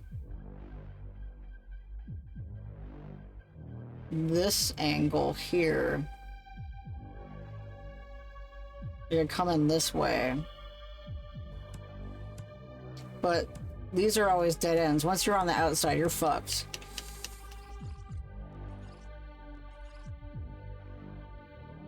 Oh, man. How do I get to that on the other side?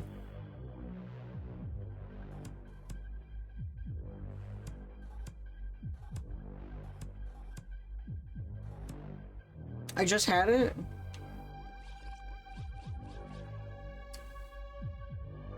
Alright, I'm gonna go back to where I'm standing near him, and I'm gonna kill him from...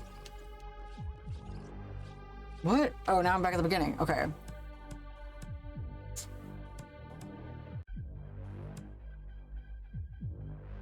You saw it?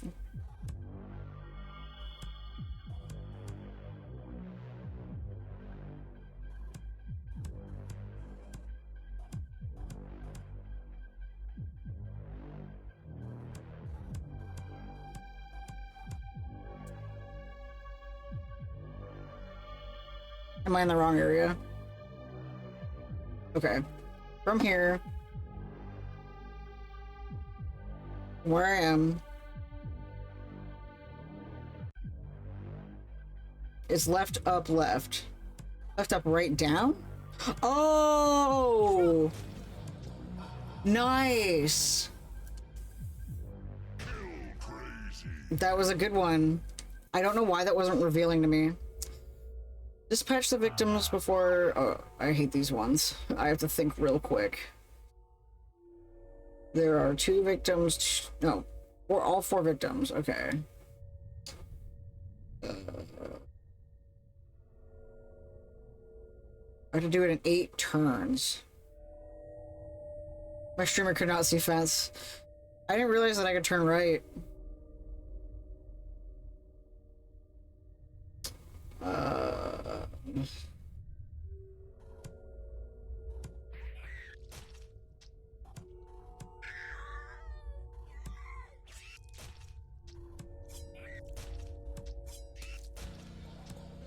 Yeah, that was close.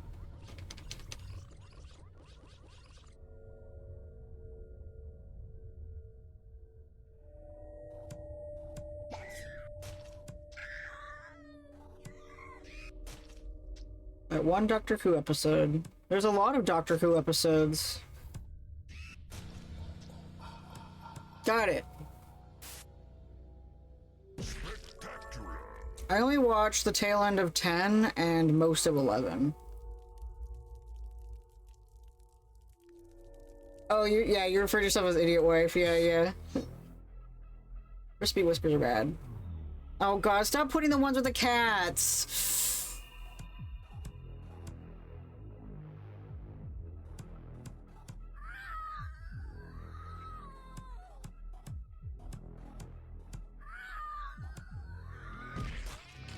There. No, I'm nowhere near the cat. I did it. I was referring specifically to turn left, which should have been in that range. I don't remember that one. To be fair, I watched it when I was in high school, and I don't remember much of high school.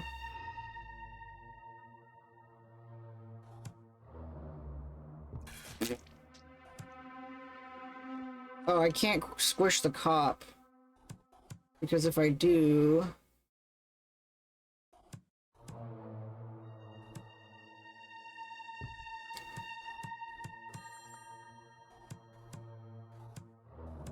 Why did I do that?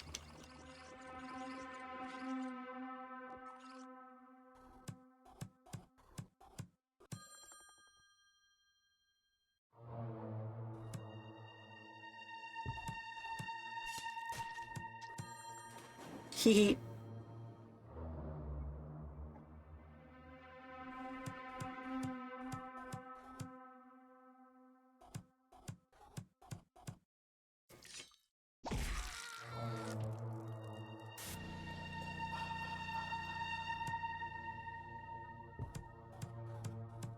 Got it. I like pulling the heart out. It was Donna. Oh, I didn't see the... Oh. Yeah, I don't remember the many Donna episodes.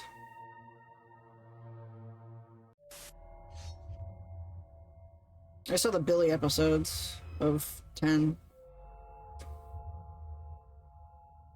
Alright, so I gotta kill these freaks without harming the cats.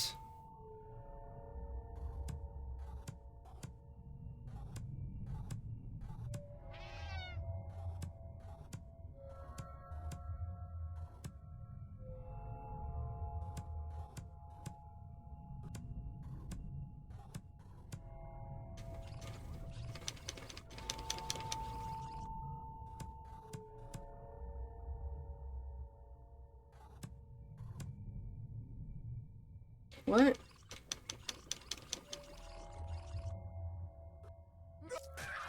Nope, nope, nope. That cat can swim, right? No, no, no, no, no. I didn't know that you could do that. When I bought this game, I didn't know that you could hurt cats. I'm sorry.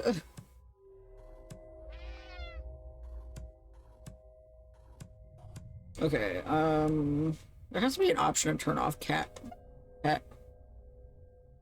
Animal.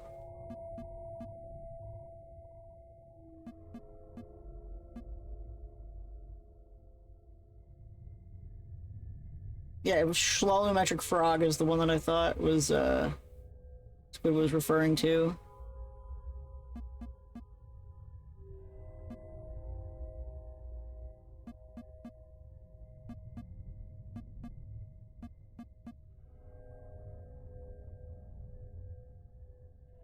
Yeah, there has to be an option to turn off cat. I don't want to hurt cat. I don't know. Is that too much to ask for?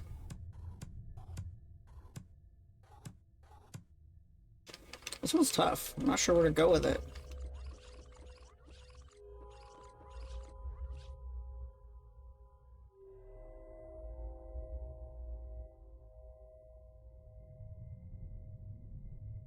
You see the path? Okay.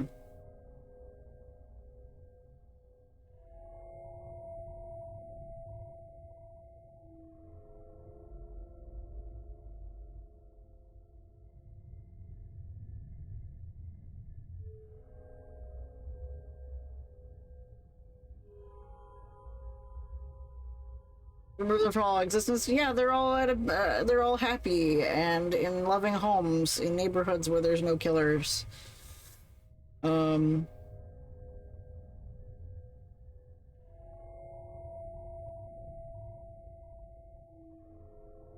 because killing that guy doesn't help. Your social media guy will be most disappointed in you.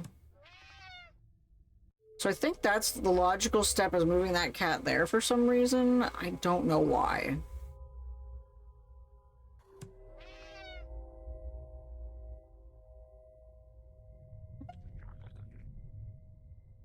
Hmm.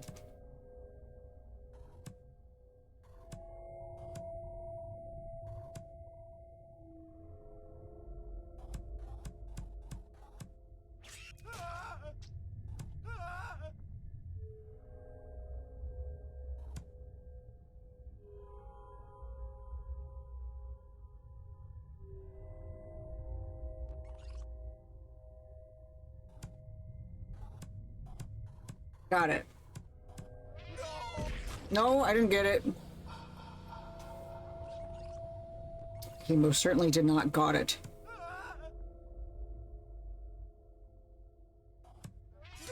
Nope.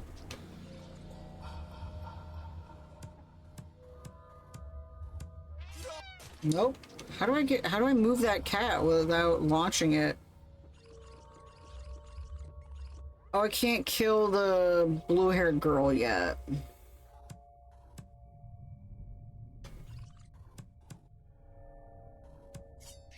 But that seems to be the only option, is killing the blue-haired girl. I can't move the guy without killing her.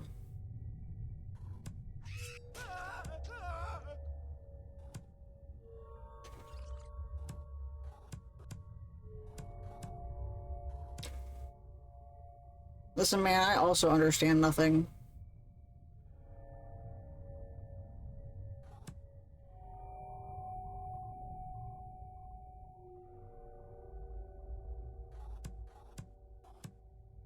Because then if I go this way, I drown.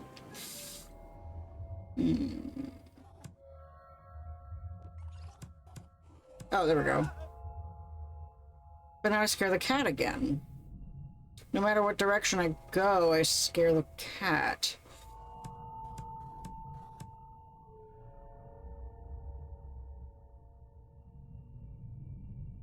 Cat-related solution.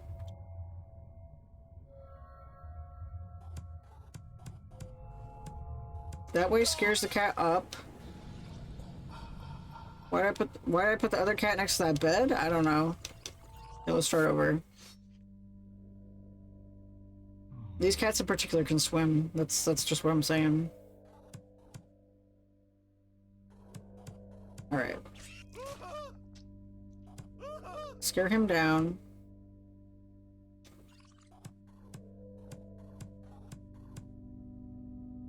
Oh, that's the wrong way.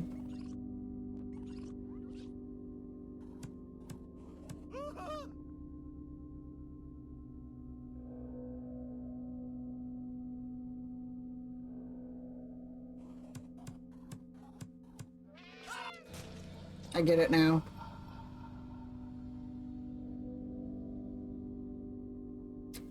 Okay. Oh. Got it. Block cat with cat. Crazy coaster. They cuddle for safety. I thought that was Aradia for a minute there. Alright.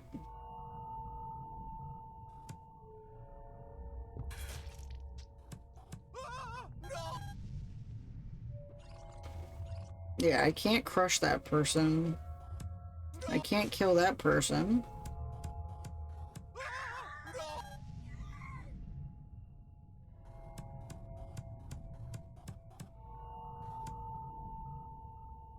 Ah, I see.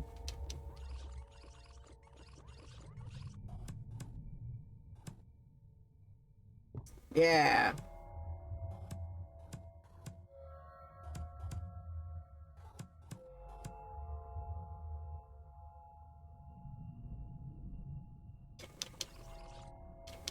Well, why did they hide in that corner? Hold on.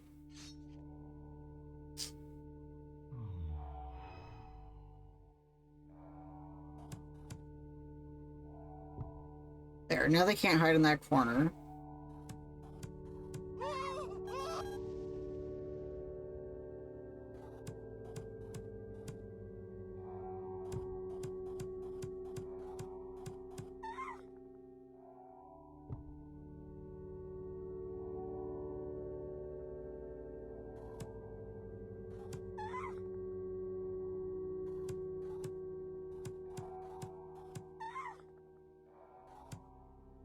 Gotta bring them down. No.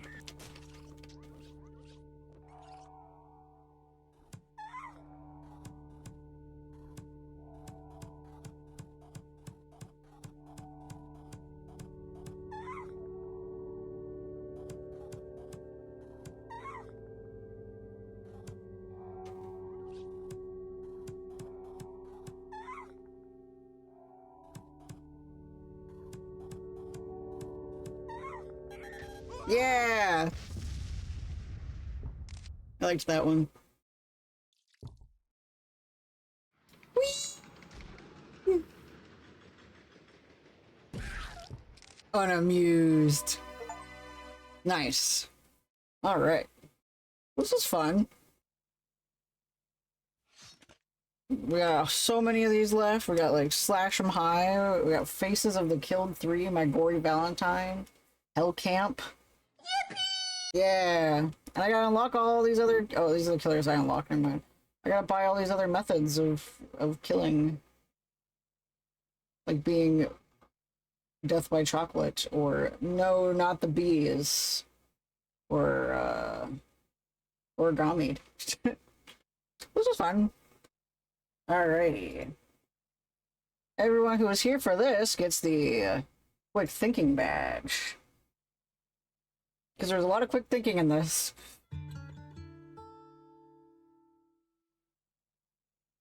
Which, keeping your mind sharp will help you in urgent situations for both pleasure and survival. Yeah, this is a fun game. I don't like the cat part, but besides that, it's a fun game. So yeah, keep your brain sharp.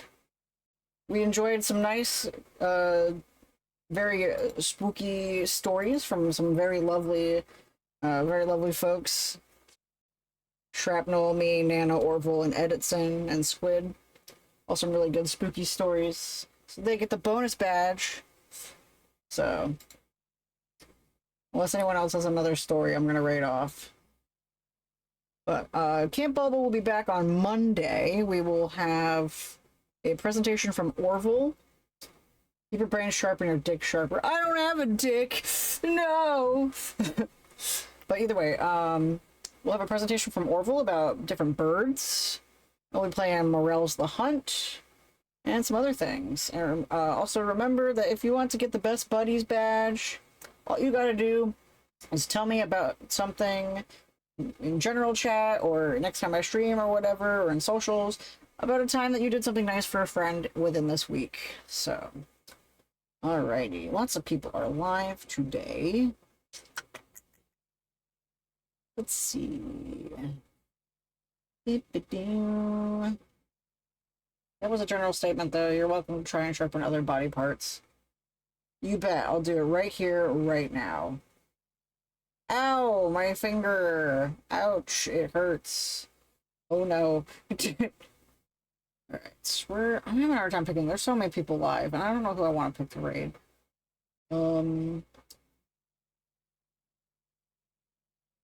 Let's raid... Strawberry Shortcake is a, Papaya Dino Thai Bear. I don't follow Bear Boy. I was gonna raid off to Kate. She plays... Strawberry Shortcake is really cool because she plays games that try to normalize the concept of death. Which is really, like, you know, like games like, oh, what's that one where you're on the boat? Spiritfarer, you know, games like that, where it's like, it's nothing to be afraid of. Ironic, because this is a game about being scared of death. But either way, it's like coming to terms kind of thing. So she plays a lot of games about that kind of thing. She's really chill. I really like her. So I'm gonna raid off to her. She's doing just chatting. She apparently was on hiatus for a while. So she's just chatting, talking about what she was doing before she went on hiatus. So yeah, an interesting theme. Yeah. I like it. It's normalizing. But like I said, I'll see you guys again on Monday. We'll be playing Morel's the Hunt and learning about birds with Orville. So I will see you guys next week. If you've not heard it today, remember, I love you. Have a good night.